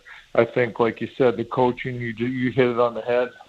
It's a lot different than it was, and there's a lot more focus on defense and making sure you're doing a good job there. And obviously the goaltending, I think, vastly improved. Get the latest news, opinion, and analysis from MMA to boxing and the professional wrestling world 24/7. SiriusXM Fight Nation, SiriusXM 156, and the SXM app. I'm Frank Trachtenberg with your SiriusXM NHL schedule for Friday, February the 23rd. All times are Eastern, and please remember, all games, times, and channels are subject to change. Check SiriusXM.com for the latest updates. In the NHL, 7 p.m., Columbus Blue Jackets take on the Buffalo Sabres. Blue Jackets on Sirius 208, XM 219, and Internet 928. Sabres on Internet 923. 8:30 p.m., Chicago Blackhawks face the Winnipeg Jets. Blackhawks on Sirius 209, XM 220, and Internet 926. Jets on Internet 951. 9 p.m., Edmonton Oilers face the Minnesota Wild. Oilers on Sirius and XM channels 91, Internet 931, Wild on Internet 934. I'm Frank Trachtenberg with your SiriusXM NHL schedule for Friday, February the 23rd. All times are Eastern, and please remember, all games, times, and channels are subject to change. Check SiriusXM.com for the latest updates. In the NHL, 7 p.m., Columbus Blue Jackets take on the Buffalo Sabres. Blue Jackets on Sirius 208, XM 219, and Internet 928. Sabres on Internet 923. 8:30 p.m., Chicago Blackhawks face the Winnipeg Jets. Blackhawks on Sirius 209, XM 220, and Internet 926. Jets on Internet 951. 9 p.m., Edmonton Oilers face the Minnesota Wild. Oilers on Sirius and XM channels 91, Internet 931, Wild on Internet 934. I'm Frank Trachtenberg with your SiriusXM NHL schedule for Friday, February the 23rd. All times are Eastern, and please remember, all games, times, and channels are subject to change. Check SiriusXM.com for the latest updates. In the NHL, 7 p.m., Columbus Blue Jackets take on the Buffalo Sabres. Blue Jackets on Sirius 208, XM 219, and Internet 928. Sabres on Internet 923. 8:30 p.m., Chicago Blackhawks face the Winnipeg Jets. Blackhawks on Sirius 209, XM 220, and Internet 926. Jets on Internet 951. 9 p.m., Edmonton Oilers face the Minnesota Wild. Oilers on Sirius and XM channels 91, Internet 931, Wild on Internet 934. I'm Frank Trachtenberg with your SiriusXM NHL schedule for Friday, February the 23rd. All times are Eastern, and please remember, all games, times, and channels are subject to change. Check SiriusXM.com for the latest updates. Mad Dog Sports Radio has the best sports talk in the business, covering sports with a passion and knowledge you need. Mad Dog Sports Radio, SiriusXM 86, and the SXM app. While they've hit a rough patch lately, it's generally been another outstanding regular season for the Boston Bruins. Bruins radio broadcast analyst Bob Beers joins Gord Stellick and Scott Laughlin on the morning skate on NHL Network Radio, SiriusXM Channel 91, to go over their recent struggles and the season overall. With 4 straight losses here, how much reason is there to be concerned if you're a Boston Bruin these days? I mean, there's been a couple games that they've lost here recently coming out of the break, coming out of the All-Star break, that have been ugly losses in terms of the way that they played. I think there was one against Calgary and one against the Washington Capitals that they really hated the way that they played. And I know that Jim Montgomery was talking a couple of days ago, or maybe it was yesterday, just saying that, those are the ones that have really, bothered him. He doesn't like to lose games, obviously, but they've been encouraged by the way that they played the last 3 games and have found kind of different ways to lose them. So concern is one way to look at it. I don't think anybody's pushing the panic button just yet, but they realize how they have to play in order to win games. They got away from it for a little while. They're starting to get back to it now. Now they have to find the results, and there's little mistakes here and there. And they've lost these games in different ways. So they're trying to figure it out. There's a number of areas that still need to be cleaned up.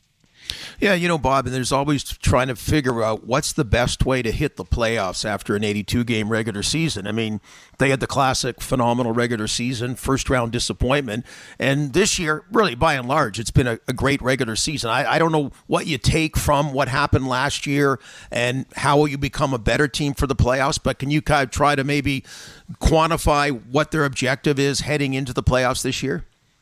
Well, I mean, some of it's going to be dictated by the deadline. I have an idea, but they had a lot of moves made last year at the deadline, and you lose some of that draft capital. So you don't have that in your back pocket plus the salary cap. So it's going to be a challenge, I think, for Don Sweeney and his staff to try to make improvements to this team where they see fit. And there's a couple areas that certainly they could use some help in, but they're happy mostly with the season that they've had. or I think early on they were relying on the goaltending, and the goaltending was excellent. Then they went into a little spell where they dipped a little bit, played around 500 hockey. Then they pulled themselves out of it after the Christmas break, which they really had a nice run there.